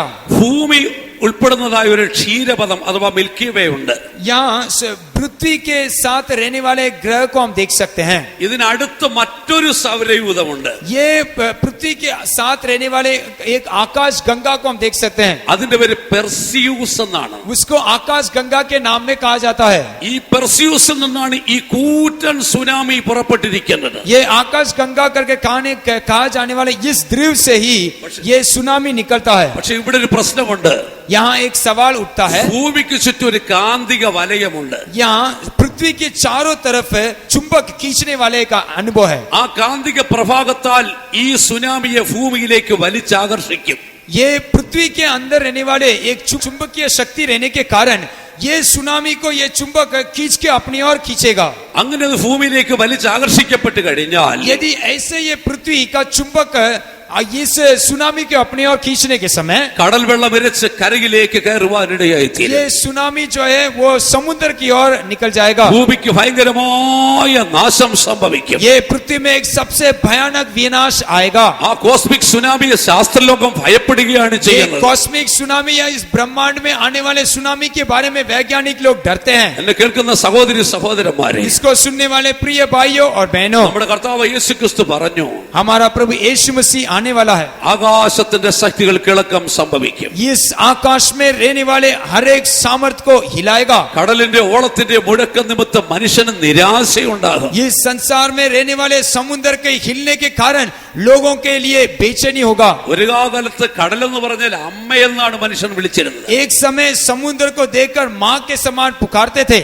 കേരളത്തിൽ കൊല്ലം എന്ന് പറയുന്നൊരു സ്ഥലമുണ്ട്. केरला में कोल्लम नामक एक जगह है। അവിടെ കടൽ തീരത്ത് നമ്മുടെ വിശ്വാസികളുടെ വീടുകളുണ്ട്. वहाँ समुद्र के तट में हमारे विश्वासियों का घर था। ഞാനിവിടെ കർത്താവിന്റെ വേല ചെയ്യുമ്പോഴേ मैं जब वहाँ सेवा कर रहा था, കടൽ ഭിത്തിയോട് ചേർന്ന് വീടുള്ള ഒരു വിശ്വാസിയുടെ വീട്ടിൽ പോയി. वहाँ एक समुद्र के तट में समुद्र के बगल में रहने वाले एक विश्वासी के घर में मैं जा पहुंचा। സമുദ്രത്തിലെ വെള്ളം വന്ന് അതിൽ അടിക്കുന്നത് കേട്ട് നമ്മുടെ ഹൃദയം തകർന്നു പോകും. जब समुद्र का हर एक लहरे उस घर में आकर मारता है, उसको देखने के समय हमारा जीवन का जी निकल जाता। അത്ര ശക്തമായിട്ടാണ് കടൽ വെള്ളം വന്ന് ഭിത്തിയിൽ അടിക്കുന്നത്. इतना सामर्थ्य के साथ ये लहरें आकर मारती है। ഒരിക്കൽ നമ്മുടെ ഒരു പാസ്റ്റർ കസാരയിട്ട് മുറ്റത്ത് വർത്താനം പറഞ്ഞുകൊണ്ടിരിക്കുകയായിരുന്നു. एक समय हमारा पास्टर जी एक कुर्सी डालकर उसके घर के बाहर बैठे थे। കടൽവെള്ളം പൊക്കി ഒരൊറ്റ അടി അടിച്ചു. वो किनारे में ये लहरें ऊपर से आकर एक मार मारा। പാസ്റ്ററെ മുഴുവൻ കുളിപ്പിച്ചിട്ടാണ് വീട്ടിൽ വിട്ടത്. पास्टर को पूरे तरह से गीला करके नहलाकर भेज दिया। ഞാൻ അദ്ദേഹത്തോട് ചോദിച്ചു, मैंने उस भाई को देखकर पूछा, നിങ്ങൾ എങ്ങനെ ധൈര്യമായിട്ട് ഈ വീട്ടിനകത്ത് ഇരിക്കുന്നത്? मैंने पूछा आप कितना हिम्मत के साथ ये घर के अंदर पड़े हैं। താൻ എന്നോടൊരു യാഥാർത്ഥ്യം പറഞ്ഞു. उन्होंने ऐसे एक सच्चाई को कहा। 2004 ഡിസംബർ മാസം 26 തീയതി 2014 वर्ष के दिसंबर महीने के 26वां दिन में ഇന്തോനേഷ്യയിൽ നിന്ന് പൊട്ടിപ്പുറപ്പെട്ട സുനാമി കടൽ തിരകൾ इंडोनेशिया से निकला वो जो सुनामी जो निकला था, ഈ തീരത്തെ വിഴുങ്ങുന്നത് വരെ ये इस तट को निकलने के तक കടൽ ഞങ്ങളുടെ അമ്മയായിരുന്നു. वो ये समुद्र मेरा माँ के समान था। ഞങ്ങൾക്ക് കടലിന് ഭയമില്ലായിരുന്നു. ये समुद्र को देखकर हमारे लिए कोई डर नहीं रहा। ഇപ്പോൾ ഞങ്ങളുടെ ഉള്ളിൽ തീയാണ്. आज भी ये समुद्र हमारे अंदर जलने वाला एक आग है। ഏത് സമയവും ഭയത്തോടെയാണ് ഞങ്ങൾ ജീവിക്കുന്നത്. हर समय अभी ये समुद्र को देखने के समय हम डर के साथ घबरा कर जीवन बिताते हैं। തിരുവെടുത്ത് എത്ര സത്യമാണ് വിളിച്ചു ये പറഞ്ഞിരിക്കുന്നത്. प्रभु का वचन कितना सच्चाई के साथ कहता है। മനുഷ്യന്റെ ഉള്ളിൽ നിരാശയോടുകൂടിയ പരിഭ്രമം. आज संसार में रहने वाले मनुष्य लोग निराश के साथ जीवन को बिताते हैं। ഭൂമിക്ക് എന്ത് സംഭവിക്കാൻ പോകുന്നു? ये पृथ्वी में क्या घटना होने वाला है, ഓർത്തിട്ട് മനുഷ്യൻ അറ്റാക്ക് വന്ന് വീഴുകയാണ്. ये सबको सोचकर लोग अपने जीवन को गवाते हैं। നിങ്ങൾ ചിന്തിച്ചു നോക്കണം, മുൻകാലത്തേക്കാൾ ഹൃദയസ്തംഭനം വർദ്ധിച്ചു വരികയാണ്. इसके कारण लोगों का हृदय जो दृढ़ता के साथ था आज वो हिलता है। എന്റെ സഭയിൽ പുതുതായിട്ടൊരു വിശ്വാസി കടന്നു വന്നു. अभी हमारे इस कलीसिया में एक नया विश्वासी आया। താൻ ഒരു കാർഡിയോളജിക്കൽ ഡോക്ടറാണ്. वो एक डॉक्टर है। താന് ഡോക്ടർ പണി നിർത്തി. वो अपने डॉक्टर के काम को रोक दिया। ഇപ്പോൾ MD-ക്ക് പഠിക്കാൻ തൃശൂർ മെഡിക്കൽ കോളേജിൽ പോയിരിക്കുക. अभी MD पढ़ाई के लिए वो तिरुचुर मेडिकल कॉलेज में गया है। താനിപ്പോൾ ഡ്യൂട്ടി ചെയ്യുന്നില്ല. अभी वो ड्यूटी काम नहीं करता। ഞാൻ ചോദിച്ചു, ഡോക്ടർ ബിജു എന്താണ് കാരണം? अभी मैंने उनको पूछा डॉक्टर बिजू कारण क्या है। താൻ എന്നോടൊരു യാഥാർത്ഥ്യം പറഞ്ഞു. उन्होंने एक सच्चाई मुझे देखकर कहा, പാസ്റ്റർ എത്രയോ ചെറുപ്പക്കാര്, എത്രയോ ചെറുപ്പ യൗവനക്കാർ, कितने जवान लोग 25-28 വയസ്സുള്ളവര് 25 और 28 साल के जवान लोग എന്റെ മുമ്പിൽ പിടഞ്ഞു വീണ് കിടന്ന് മരിക്കുകയാണ്. मेरे सामने तड़प तड़प पर मरते हैं। അവർക്ക് വേണ്ടി ഞങ്ങൾക്കൊന്നും ചെയ്യുവാൻ സാധിക്കുന്നില്ല. उनके लिए हम कोई काम कुछ नहीं कर पाते। അവരുടെ വേദനയ്ക്ക് അവരുടെ ബന്ധുക്കളുടെ നിലവിളി കാണുവാൻ ഇനി എനിക്ക് വയ്യ. उनके हर एक रिश्तेदारों का दर्द को देखने के लिए मुझे नहीं होता है। ഹൃദയസ്തംഭന്റെ ഹാർട്ട് അറ്റാക്ക് അത്രമാത്രം വർദ്ധിച്ചു വരികയാണ്. उसके कारण मेरे दिल का दबाव, दिल का दौरा और भी अधिक बढ़ता जाता है। എന്നെ കേൾക്കുന്ന സഹോദരി സഹോദരന്മാർ, इसलिए मेरे प्रिय भाइयों और बहनों, നാം ഒരു അന്ത്യ കാലഘട്ടത്തിലാണ് हम ജീവിക്കുന്നത്. एक आखिरी दिनों में हम जीवन बिताते हैं। കർത്താവിന്റെ വരവേറ്റവും അടുത്തുപോയി. हमारा प्रभु यीशु मसीह का आगमन बहुत ही निकट आ पहुंचा है। അതിന്റെ ഏറ്റവും പ്രകടമായ അടയാളം യഹൂദനാണ്. उसके सबसे बड़ा निश्चय एक चिन्ह यहूदी लोग है। കർത്താവിന്റെ വരവിന്റെ ഘടികാരമാണ് യഹൂദൻ എന്ന് പറയുന്നത്. प्रभु का वचन यहूदी लोगों को प्रभु यीशु मसीह के आगमन के लिए एक घड़ी के साथ तुलना करके कहते हैं। യഹൂദന്മാരുടെ ഉള്ളിൽ വലിയ ആവേശമുണ്ട്. इस यहूदी के अंदर एक बड़ा एक उत्साह है। ഓ മശിഹ വരാറായി, मेरा यीशु मसीह आने वाला है। ഒരു മശിഹയ്ക്ക് വേണ്ടി അവർ एक കാത്തിരിക്കുകയാണ്. मसीह के लिए वो इंतजार करता है। യെരുശലേമിലെ കിങ് ഡേവിഡ് ടോംബ് എന്ന് പറയുന്ന ഒരു സ്മാരകമുണ്ട്. यरूशलेम में ऐसा एक जगह है जिसको किंग डेविड कब्रिस्तान करके कहा जाता है। അത് ദാവീദ് രാജാവിന്റെ ശവകുടീരമാണ്. वो दाऊद राजा का एक कब्रिस्तान है। അത് മൗണ്ട് സിയോണിലാണ്. वो माउंट सियोन नामक एक जगह में है। അതിന്റെ സൂക്ഷിപ്പുകാരനായ ഒരു റബിയുണ്ട്.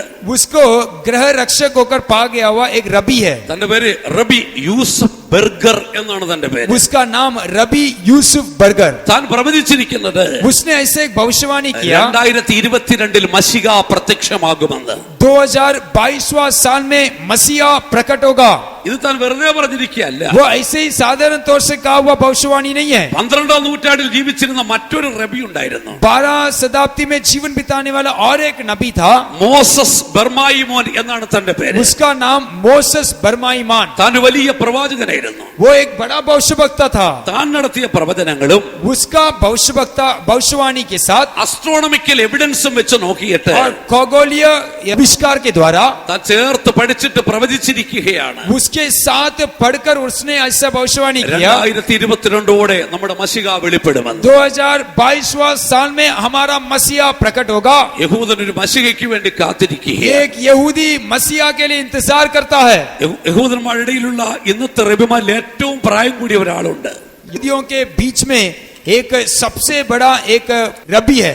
ജെയിം കാൻവിസ്കി എന്നാണ് അദ്ദേഹത്തിന്റെ പേര്. जेम कैनविस्की उसका नाम है। താൻ യഹൂദന്മാരോട് പറഞ്ഞിരിക്കുകയാണ്, उसने यहूदियों को देखकर ऐसा कहा, വീട്ടിലേക്ക് മടങ്ങി വരുവീൻ, तुम अपने घर की ओर लौटाओ, സ്വരാജ്യത്തേക്ക് മടങ്ങി तुम വരുവീൻ, अपने स्वदेश की ओर लौटाओ, മശിഹ വരാറായി. मसीह आने वाला है। റഷ്യയിലും ഫ്രാൻസിലുമുള്ള യഹൂദന്മാരെ മടക്കി വിളിച്ചു കഴിഞ്ഞിരിക്കുന്നു. वो हर एक फ्रांस और हर एक जगह में रहने वाले यहूदियों को वापस अपने घर की ओर बुलाता है। എന്നെ കേൾക്കുന്ന സഹോദരി സഹോദരന്മാർ, इसको सुनने वाले भाई और बहनों, വിശുദ്ധ മത്തായി 24:32 जब हम मत्ती सुसमाचार 24वां अध्याय के 32वें वचन में आने നമ്മുടെ के समय കർത്താവ് യേശു ക്രിസ്തു പറഞ്ഞു, वहां प्रभु यीशु मसीह ने ऐसे कहा, അത്തിയെ നോക്കി ഒരു ഉപമ പഠിക്കുവീൻ, जब उस अंजीर के वृक्ष को देखकर एक दृष्टांत को सीखो, അതിന്റെ കൊമ്പുകളുള്ളതായി ഇല തളിർക്കുന്നത് जब കാണുമ്പോൾ उसके डालियों को कोमल देखने के समय വേനൽ അടുത്തു വന്ന് നിങ്ങൾ അറിയുന്നില്ലയോ? प्रभु का आगमन निकट आ गया है करके हम जान सकते हो। ഇവിടെ യേശു എന്താണ് പറഞ്ഞിരിക്കുന്നത്? वहां यीशु मसीह ने क्या कहा?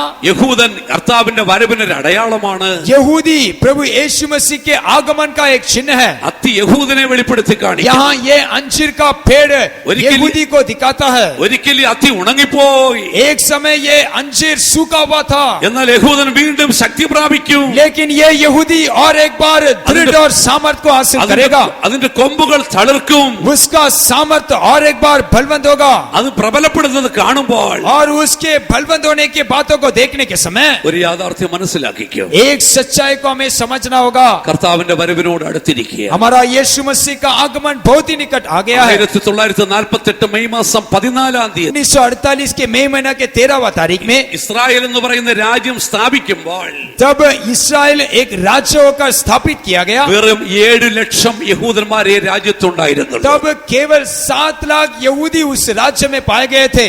വെറും 7 ലക്ഷം യഹൂദന്മാരെ ഇസ്രായേലിൽ ഉണ്ടായിരുന്നു. केवल 7 लाख यहूदी इस्राएल में पाए गए थे। ഇന്ന് 80 ലക്ഷത്തിലധികം യഹൂദന്മാർ രാജ്യത്തുണ്ട്. लेकिन आज के तारीख में 80 लाख से अधिक यहूदी लोग इस्राएल के राज्य में आ पहुंचे हैं। 7 ലക്ഷത്തിൽ നിന്ന് 80 ലക്ഷത്തിലധികം യഹൂദന്മാർ സ്വരാജ്യത്തുണ്ട്. 7 लाख से शुरू हुआ ये इस्राएल का राज्य आज 80 लाख तक बढ़ गया है। ഇത് എവിടെ നിന്ന് കടന്നു വന്നു? ये कैसा आ पहुंचा?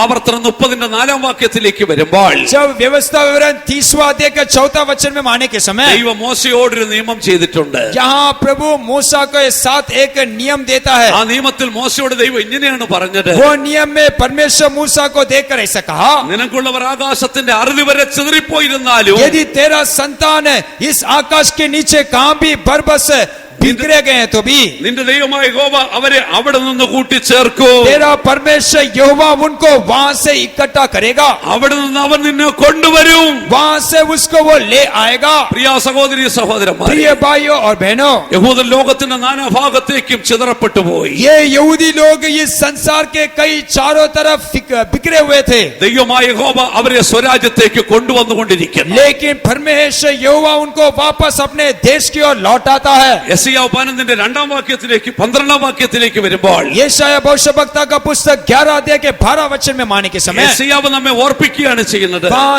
यशायाह भविष्यवक्ता ऐसे एक स्मरण दिलाता है, യഹൂദൻ മടങ്ങി വരുന്നത് കാണുമ്പോൾ यहूदी जब वापस लौट आएगा, जब आप उसको देखने के समय, അത് ജാതികൾക്കൊരു കൊടിയാണ്. वो इस राज्य के लिए एक झंडा है, ജാതികൾക്ക് വേണ്ടി ഉയർത്തപ്പെട്ട ഒരു കൊടിയാണത്. वो जातियों के लिए ऊपर ऊंचा किया हुआ एक, ആ കൊടിയെ നിങ്ങൾ നോക്കിക്കൊണ്ട് മനസ്സിലാക്കിക്കൊള്ളണം. उस झंडा को देखकर एक बातों को हम जान लगना है, ഇതാ കർത്താവിന്റെ വരവ് അടുത്തുപോയി. यीशु मसीह का आगमन निकट आ पहुंचा है। അവൻ ഇസ്രായേലിന്റെ ഭ്രഷ്ടന്മാരെ കൂട്ടിച്ചേർക്കുകയും वो इस्राएल लोगों को इकट्ठा करके യഹൂദരുടെ ചിതറിപ്പോയവരെ ഭൂമിയുടെ 4 ദിക്കിൽ നിന്ന് കൂട്ടിച്ചേർക്കുകയും ചെയ്യും. यहूदियों में इधर उधर तितर बितर किए हुए लोगों को चारों तरफ वो इकट्ठा करेगा। കേൾക്കുന്ന പ്രിയപ്പെട്ട സഹോദരി സഹോദരൻ, इसलिए प्रिय भाइयों और बहनों, ഈ പ്രവചന അക്ഷരം പ്രതി നിവർത്തിച്ചുകൊണ്ട് ये वायदा, ये भविष्यवाणी का वचन वास्तविक तौर से पूरा होकर ലോകത്തിന്റെ നാനാഭാഗത്തുള്ള യഹൂദന്മാർ മടങ്ങി വന്നുകൊണ്ടിരിക്കും. इस संसार के चारों तरफ फैला हुआ यहूदी लोग इकट्ठा होते हैं। ഫ്രാൻസിൽ താമസിച്ച യഹൂദന്മാരുടെ വിശേഷം അറിയാമോ? जब आप फ्रांस में निवास किए हुए यहूदियों के बारे में आप देखने के ഒന്ന് समय, ഫ്രാൻസ് സമ്പന്ന രാജ്യമാണ്. ये फ्रांस से बहुत ही धनी व അവിടുത്തെ ജീവിതം സുഖകരമായ ജീവിതമാണ്. वो सुख विलास के साथ जीवन बिताने वाला एक देश था। 2012 ലോകത്തിൽ വലിയ വിപ്ലവം ഉണ്ടായി. 2012 साल में संसार में एक बड़ा विनाश आ गया। ഡിസംബർ മാസത്തിൽ ലോകം അവസാനിക്കാൻ പോകുന്നുവെന്നൊരു വാർത്ത വന്നു. दिसंबर महीना में ये संसार नाश होने वाला है करके ऐसे एक पुकार हो गया। അത് പണക്കാരെന്താ ചെയ്തെന്നറിയാമോ? तब उस समय क्या हुआ मालूम है? ഫ്രാൻസിൽ പോയി വസ്തു വാങ്ങിച്ചു. सारे लोग फ्रांस में जाकर वस्तुओं को खरीदे। അവിടെ ബുഗാരഷ് എന്ന് പറയുന്ന ഒരു പർവ്വതമുണ്ട്. वहाँ बुगारिश करके कहने वाला एक सबसे बड़ा पहाड़ है। അവരുടെ വിശ്വാസം അനുസരിച്ച് उनका विश्वास के अनुसार ലോകം മുഴുവനും നശിച്ചാലും पूरा संसार नाश होने पर भी ബുഗാരഷ് ഒരിക്കലും നശിക്കത്തില്ല. ये बुगारिश कदापि नाश नहीं होगा। സമ്പന്നന്മാർ ബുഗാരഷിൽ പോയി വസ്തു വാങ്ങിച്ച് അവിടെ വീടുണ്ടാക്കി. सारे धनी लोग बुगारिश में जाकर घर खरीद कर वहाँ जाकर वास करने लगे। പക്ഷെ ഇന്ന് ഫ്രാൻസിന്റെ അവസ്ഥ എന്താ? लेकिन आज ये फ्रांस देश का अवस्था क्या है? ഭീകരവാദികൾ തേരോട്ടം നടത്തിക്കൊണ്ടിരിക്കുന്നു. ये आतंकवादी लोग वहाँ जाकर वास करते जा रहे हैं। ഭീകരവാദികളുടെ ആക്രമണ കേന്ദ്രമായി ഫ്രാൻസ് മാറി.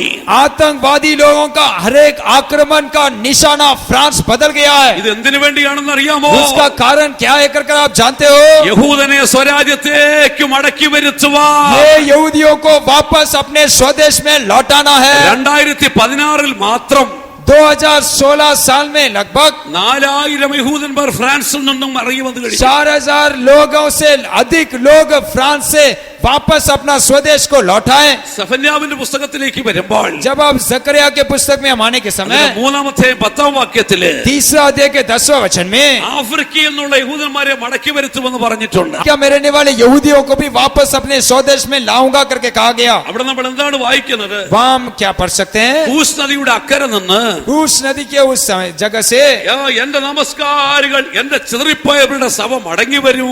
मेरे लोग जो तितर पितर हो गए वो मेरे पास लौट आएंगे। ഊസ് നദി ഏതെന്നറിയാമോ? ये नदी किसको दिखाता है? നൈൽ നദി. वो नाइल नदी को दिखाता है। നൈൽ നദിയുടെ അക്കരെ എന്ന് പറയുമ്പോൾ എത്യോപ്യ. नाइल नदी के उस पार कहा जाए वाला वो देश इथियोपिया को दिखाता है। എത്യോപ്യയിൽ നിന്നുള്ള യഹൂദന്മാരെ ഞാൻ മടക്കി വരുത്തുമെന്ന് പ്രവാചകനെ സഫന്യാവ് അരുളി ചെയ്തു. यहाँ सफन्या का पुस्तक लिखने वाला भविष्यवक्ता कहता है, इथियोपिया में रहने वाले लोगों को वापस मैं अपने देश में ले आऊंगा। 1984 1984 के साल में 91 और 91वें साल में 99 और 99वें साल में, ഈ 3 വർഷങ്ങളിലായി ये 3 साल में എത്യോപ്യയിലെ യഹൂദന്മാരെ മടക്കി വരുത്തി. इथियोपिया में रहने वाले सारे यहूदियों को वापस अपने स्वदेश में लाया गया। 1984 जब 1984 साल में हम देखने के समय സുഡാന്റെ അഭയാർത്ഥി ക്യാമ്പില് जब सुडेन के 15,000 യഹൂദന്മാരുണ്ടായിരുന്നു. 15,000 यहूदी लोग वहां वास किए थे। ഓപ്പറേഷൻ മോസസ് എന്ന സൈനിക നടപടിയിലൂടെ അവരെ യെരുശലേമിലേക്ക് മടക്കി വരുത്തി. ऑपरेशन मोसेस करके कहने वाले सैनिक लोगों के उनके संचालक के द्वारा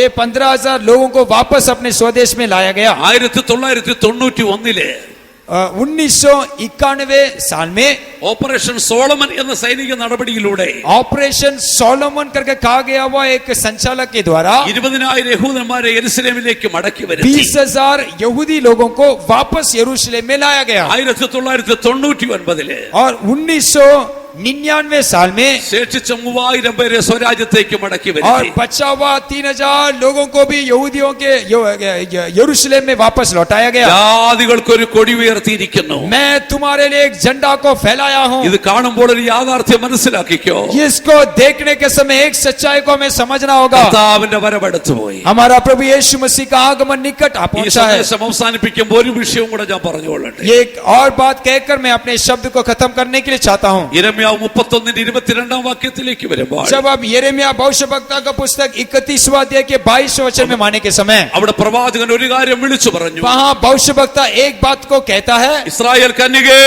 നീ മടങ്ങി വരിക. ये इस्राएल के लोगों तू वापस लौटाओ। ഇസ്രായേൽ കന്യകേ നീ മടങ്ങി വരിക. इस्राएल नारियों तुम वापस लौटाओ। നീ എത്രത്തോളം ഇങ്ങനെ ഉടന്നു നടക്കും? तुम कब तक वहाँ ठहरे रहोगी? യഹൂദന്മാരെ സ്വരാജ്യത്തേക്ക് വിളിക്കുകയാണ്. वहाँ यहूदियों को अपने स्वदेश की ओर वापस लौटाया है। അതിനടുത്ത വരിയിൽ ഇപ്രകാരം എഴുതിയിരിക്കുന്നു. उसके आगे ऐसा लिखा गया है, യഹോവ ദേശത്തൊരു പുതുമ സൃഷ്ടിച്ചിരിക്കുന്നു.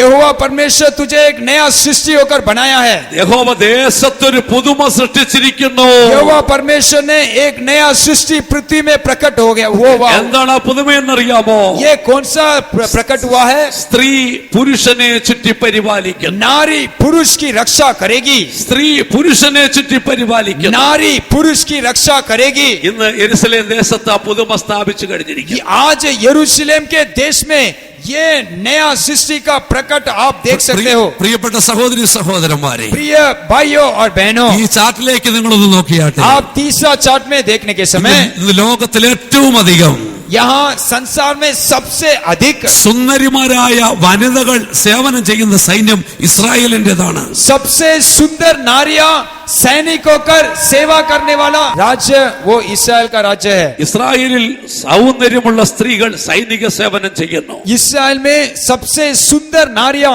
सैनिक होकर वे सेवा करते हैं। ലയൺസ് ഓഫ് ജോർദാൻ എന്ന പേരിൽ ഒരു ബറ്റാലിയൻ തന്നെ സ്ഥാപിച്ചിട്ടുണ്ട്. लाइफ ऑफ जॉर्डन के नाम पर एक बटालियन को उन्होंने स्थापित किया है। ലയൺസ് ഓഫ് ജോർദാൻ എന്ന് പറയുന്ന ബറ്റാലിയൻ സ്ത്രീകൾക്ക് വേണ്ടി മാത്രമുള്ളതാണ്. लायंस ऑफ जॉर्डन के नाम पर रहने वाला बटालियन केवल स्त्रियों के लिए ठहराया हुआ है। ഇസ്രായേലിന്റെ നേവിയില് इसराइल में रहने वाले सैनिक, ഇസ്രായേൽ ഹോം ഗാർഡില്, और इसराइल में रहने वाला गृह रक्षक, ഇസ്രായേലിന്റെ ആർട്ടിലറിയില്, और इसराइल में रहने वाला तीरंदाज मारने वाला, മിലിറ്ററി പോലീസില്, और जो सेना में रहने वाला सैनिक, ഇവിടെ എല്ലാ സ്ത്രീകളാണ് വേല ये ചെയ്തുകൊണ്ടിരിക്കുന്നത്. सारे लोग नारी लोग हैं। ഇതിനകം തന്നെ इसके अंदर 500-ലധികം സ്ത്രീകൾ വീരചരമം പ്രാപിച്ചു കഴിഞ്ഞിരിക്കുന്നു. उसके अंदर 500 लोगों से अधिक नारी लोग, स्त्री लोग जो है उन्होंने शहीदों का मौत मरकर किया है।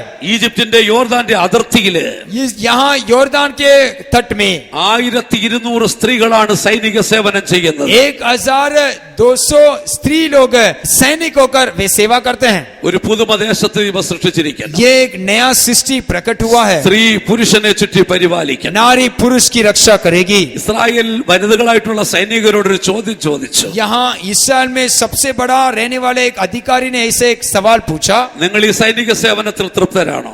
क्या आप ये सैनिक के ये रक्षा करने वाले रक्षा बल में आप तृप्त है क्या? അവർ പറഞ്ഞ മറുപടി ഇതായിരുന്നു. उन्होंने ऐसे जवाब दिया, 35% സ്ത്രീകളും പറഞ്ഞത് 35 से अधिक स्त्रियों ने ऐसा कहा, ഞങ്ങളെ ഇവിടങ്ങ് വിട്ടേക്കാതെ യുദ്ധമുള്ളിടത്തേക്ക് അയക്കണം. हम तो यहाँ रहने से बढ़कर युद्ध के मैदान में रहने के लिए हम चाहते हैं। ഞങ്ങളെ സംഘർഷ മേഖലയിലേക്ക് അയക്കൂ. हमें युद्ध के मैदान में भेजिएगा, ഞങ്ങൾ അവിടെ പോയി യുദ്ധം ചെയ്യാം. हम युद्ध के मैदान में जाकर युद्ध करेंगे। എന്നെ കേൾക്കുന്ന സഹോദരി സഹോദരൻ, इसको सुनने वाले प्रिय भाइयों और बहनों, യെരൂശലേമിൽ അത് സംഭവിച്ചു കഴിഞ്ഞിരിക്കുന്നു. आज यरूशलेम में ये घटना हो रहा है। ഈ സംഭവങ്ങളൊക്കെ കാണുമ്പോൾ ये सारे घटनाओं को आप देखने के ഒരു समय യാഥാർത്ഥ്യം നമ്മൾ മനസ്സിലാക്കി. एक सच्चाई को आपको समझना होगा, നമ്മുടെ കർത്താവിന്റെ വരവെടുത്തു പോയി. हमारे प्रभु यीशु मसीह का आगमन बहुत ही निकट आ पहुंचा നമുക്ക് है, നമ്മുടെ കണ്ണുകളെ അടയ്ക്കാം. इसलिए हमारे आंखों को बंद करेंगे। ഈ സന്ദേശം ഇവിടെ പൂർണ്ണമാകുന്നില്ല. आज ये संदेश इसके साथ खत्म नहीं होता। ഇന്ന് പ്രാരംഭ ദിവസമായതുകൊണ്ട് ഇപ്രകാരം പറഞ്ഞു പോയെന്നുള്ളതേ ഉള്ളൂ. हम आज का पहला दिन है, इसीलिए इसी के साथ हम समाप्त करने के लिए चाहते നാളെ हैं। രാത്രി നമുക്ക് ആഴമായ കാര്യങ്ങളിലേക്ക് കടന്നുപോയി कल रात को और भी गहराई में हम जाने वाले हैं। നമ്മൾ കർത്താവിന്റെ വരവിനോട് അടുത്തിരിക്കണം. हम प्रभु यीशु मसीह के आगमन के निकट हम आ पहुंचे हैं। ഇന്ന് പോലൊരു ദിവസം കർത്താവ് യേശു ക്രിസ്തു കടന്നു വരും. आज यदि प्रभु यीशु मसीह प्रकट होने पर, അവന്റെ കാഹള ശബ്ദം മധ്യാകാശത്തിൽ മുഴങ്ങി यदि मध्य आकाश में उस तुरी की आवाज सुनाई देने से ഒരു വിഭാഗം ഭക്തന്മാർ ഇവിടെ നിന്ന് പറന്ന് സ്വർഗത്തിലേക്ക് एक झुंड संत लोग यहाँ से उड़कर मध्य आकाश में उठा लिए जाएंगे। ആരാണ് സ്വർഗത്തിലേക്ക് കടന്നു പോകുന്നത്? कौन उस स्वर्ग में जाएगा? പാപങ്ങളെ ഏറ്റുപറഞ്ഞുപേക്ഷിച്ച് മാനസാന്തരപ്പെട്ടവർ, जो कोई अपने पाप को इकरार करके प्रभु के सम्मुख में मन फिराता है, യേശു ക്രിസ്തുവിന് ഹൃദയം കൊടുത്തവർ, जो कोई अपना हृदय को प्रभु यीशु मसीह के लिए देता है, കർത്താവ് യേശു ക്രിസ്തുവിന്റെ രക്തത്താൽ പാപങ്ങളെ കഴുകി കളഞ്ഞവർ, यीशु मसीह के लहू के द्वारा अपने हर एक पापों को धुलकर पवित्र किया हुआ ഒരു लोग, വീണ്ടും ജനനം പ്രാപിച്ച് പുതിയ സൃഷ്ടികളായി തീർന്നു. एक नया जन्म लेकर एक नया सृष्टि होकर बने हुए लोग, ദൈവകൽപ്പനയാകുന്ന വിശ്വാസ സ്നാനം സ്വീകരിച്ചവർ, जो कोई परमेश्वर के आज्ञा को पालन करके बत्तीसवां लिए हुए लोग, സ്വർഗീയ ദാനമായ പരിശുദ്ധാത്മാവിനെ പ്രാപിച്ചവർ, जो स्वर्ग का वरदान पवित्र आत्मा का अभिषेक प्राप्त किए हुए लोग, കർത്താവിന്റെ വരവിന് വേണ്ടി കാത്തിരിക്കുന്നവർ, जो कोई प्रभु यीशु मसीह के आगमन के लिए इंतजार करने वाले लोग, അവരെ ചേർക്കുവാൻ കർത്താവ് യേശു ക്രിസ്തു മടങ്ങി വരും. उनको इकट्ठा करने के लिए प्रभु यीशु मसीह का दूसरा आगमन बहुत ही जल्दी होने वाला है। രാത്രി എത്ര ദൈവമക്കൾ അതിനു വേണ്ടി ആഗ്രഹിക്കുന്നു? इस रात के समय कितने लोग उसके लिए आग्रह करते हैं? കർത്താവിന്റെ വരവിൽ എടുക്കപ്പെടുന്നവർ സ്വർഗത്തിലേക്ക് കടന്നു പോകും. ये प्रभु का आगमन के लिए उठा लिए जाने वाले एक दिन स्वर्ग की ओर उठा लिए ആ जाएंगे। വരവിൽ കൈവിടപ്പെട്ടു പോയി കഴിഞ്ഞാൽ यदि वो लोग हाथ छोड़ दिए गए हैं तो ഭയങ്കരമായി ശിക്ഷാവധിയിൽ അകപ്പെട്ടു പോകുവാൻ एक ഇടയായിത്തീരും. सबसे बड़ा शिक्षा या दंड उनके ऊपर आ पहुंचेगा। ദൈവ കോപത്തിനിരയായി തീരും. हम परमेश्वर के क्रोध का भागीदार होकर नहीं बदलना, അത് നിന്റെ ജീവിതത്തിൽ സംഭവിക്കാതിരിക്കുവാൻ वो हमारे जीवन में नहीं आना ഒരു चाहिए। നിമിഷം കണ്ണുകളെ അടച്ചിട്ട് एक मिनट के लिए हमारे आंखों को बंद करेंगे, ഹൃദയം യേശുവിന് കൊടുത്താട്ടെ. हमारे हृदय को प्रभु के लिए हम दे देंगे, നിന്റെ പാപങ്ങളെ യേശുവിനോട് ഏറ്റു अपने പറഞ്ഞു. पापों को प्रभु के ऐश्वर्य में कबूल करेंगे। നീ എത്ര വലിയ പാപിയാണെങ്കിലും आप सबसे बड़ा पापी हो सकते हैं, യേശുവിന്റെ രക്തത്തിന്റെ പാപങ്ങളെ കഴുകി കളയുവാൻ ശക്തിയുണ്ട്. आप प्रभु यीशु मसीह के लहू के द्वारा आपके हर एक पाप धुल सकता है। ഏറ്റുപറയുന്നവരുടെ പാപം യേശു ക്ഷമിക്കും. आप जो पाप को इकरार करते हो हर एक पाप को प्रभु क्षमा करेगा। നിന്നെ തന്റെ മകനാക്കി താൻ ചേർത്തുകൊള്ളും. आपको प्रभु अपने पास इकट्ठा करेगा। നിന്റെ പേര് സ്വർഗത്തിൽ എഴുതുവാനിടയായി തീരും. आपके नाम को वो स्वर्ग में लिखने के लिए भाग्यदार होकर बदल देगा। തിരുവെടുത്ത പ്രകാരം വിളിച്ചു പറയുന്നു, परमेश्वर का शास्त्र ऐसा कहता है, ജീവപുസ്തകത്തിൽ പേരെഴുതി കാണാത്ത അവനെ തീപ്പൊയ്യിൽ തള്ളിക്കളയും. वो परमेश्वर के उस जीवन के पुस्तक से उसके नाम को काट कर आग और गंधक जलने वाले झील में ढाल दिया जाएगा। ഒരു അഗ്നി നരകമുണ്ടെന്ന് മറന്നു പോകരുത്. एक आग और गंधक जलने वाले झील लेकर के नहीं भूलना। ഒരു വ്യക്തി പോലും അഗ്നി നരകത്തിൽ ചെന്ന് ഭരിക്കുവാനിടയായി തീരരുത്. कोई भी उस आग और गंधक जलने वाले झील में जाकर नाश नहीं किया जाना। ഇന്ന് രാത്രി നീ കരയുവാൻ നിനക്ക് കഴിയുന്നെങ്കിൽ यदि इस रात के समय यदि आप प्रभु की ओर देखकर पुकारने पर അത് നിനക്ക് സന്തോഷിക്കുവാനിടയായി തീരും. आपको ये पुकार एक दिन आनंद का दिन होकर बदल जाएगा। രാത്രി നിന്റെ പാപങ്ങളെ ഏറ്റുപറയുന്നെങ്കിൽ यदि इस रात के समय अपने पाप को प्रभु के सम्मुख में इकरार करने കർത്താവ് पर നിന്നെ ശുദ്ധീകരിക്കുവാനിടയായി തീരും. प्रभु आपको पवित्र करने के लिए एक मौका बदल जाएगा। യേശുവിന്റെ രക്തം ഇവിടെ കടന്നു വന്നിട്ടുണ്ട്. प्रभु यीशु मसीह का लहू हमारे बीच में आ पहुंचा है। സമർപ്പിച്ചു കൊടുക്കുന്ന ജീവിതങ്ങളെ കർത്താവ് ഏറ്റെടുത്തുകൊണ്ടിരിക്കുന്നു. जो लोग समर्पण करते हैं उनके जीवन को वो बदलने वाला है। ഒരു നിമിഷം വായ് തുറന്ന ദൈവത്തോട് പറഞ്ഞാട്ടെ, एक मिनट अपने मुंह खोल के प्रभु की ओर देखकर बोलिएगा, കർത്താവേ, ഈ ലോകത്തിലെ സംഭവങ്ങളെല്ലാം വരവിനെ വിളിച്ചറിയിക്കുന്നു. प्रभु ये संसार में पृथ्वी में होने वाले हर एक बातें तेरे आगमन के बारे में कहता रहता है। നിന്റെ വരവിൽ ഞാൻ നഷ്ടപ്പെട്ടു പോകാനിടയാവല്ലേ കർത്താവേ. प्रभु मैं तेरे आगमन में हाथ छोड़ दिया नहीं जाना चाहता हूं। ന്യായവിധിക്കിരയായി തീരുവാനിടയായി തീരല്ലേ കർത്താവേ. प्रभु मैं उस न्याय के दंड का भागीदार होकर नहीं बदलना चाहता हूं। കർത്താവേ, എന്റെ പാപങ്ങളെ ക്ഷമിക്കണമേ प्रभु കർത്താവേ. मेरे पाप को तो क्षमा कर, നിന്റെ രക്തത്താൽ എന്റെ പാപങ്ങളെ കഴുകണമേ കർത്താവേ. तेरे लहू के द्वारा मेरे पाप को तो धो के पवित्र कर ഒരു दे। നിമിഷം ദൈവത്തോട് ഏറ്റു പറഞ്ഞാൽ 1 मिनट के लिए प्रभु की ओर देखकर आप बोलिएगा, കരുണയുള്ള യേശു നിന്റെ അടുക്കൽ കടന്നു വന്നിട്ടുണ്ട്. दयालु प्रभु यीशु मसीह आपके पास आ गया നിന്റെ है। കണ്ണുനീര് കാണുന്ന യേശു ഇവിടെ കടന്നു വന്നിട്ടുണ്ട്. आपके आंसुओं को देखने वाला यीशु मसीह आपके पास आ गया है। ഭാരങ്ങൾ അറിയുന്ന യേശു ഇവിടെ കടന്നു വന്നിട്ടുണ്ട്. आपका यीशु मसीह आपके पास आ गया, मसीह आपके पास आ गया, मसीह आपके पास आ गया, मसीह आपके पास आ गया, मसीह आपके पास आ गया, मसीह आपके पास आ गया, मसीह आपके पास आ गया, मसीह आपके पास आ गया, मसीह आपके पास आ गया,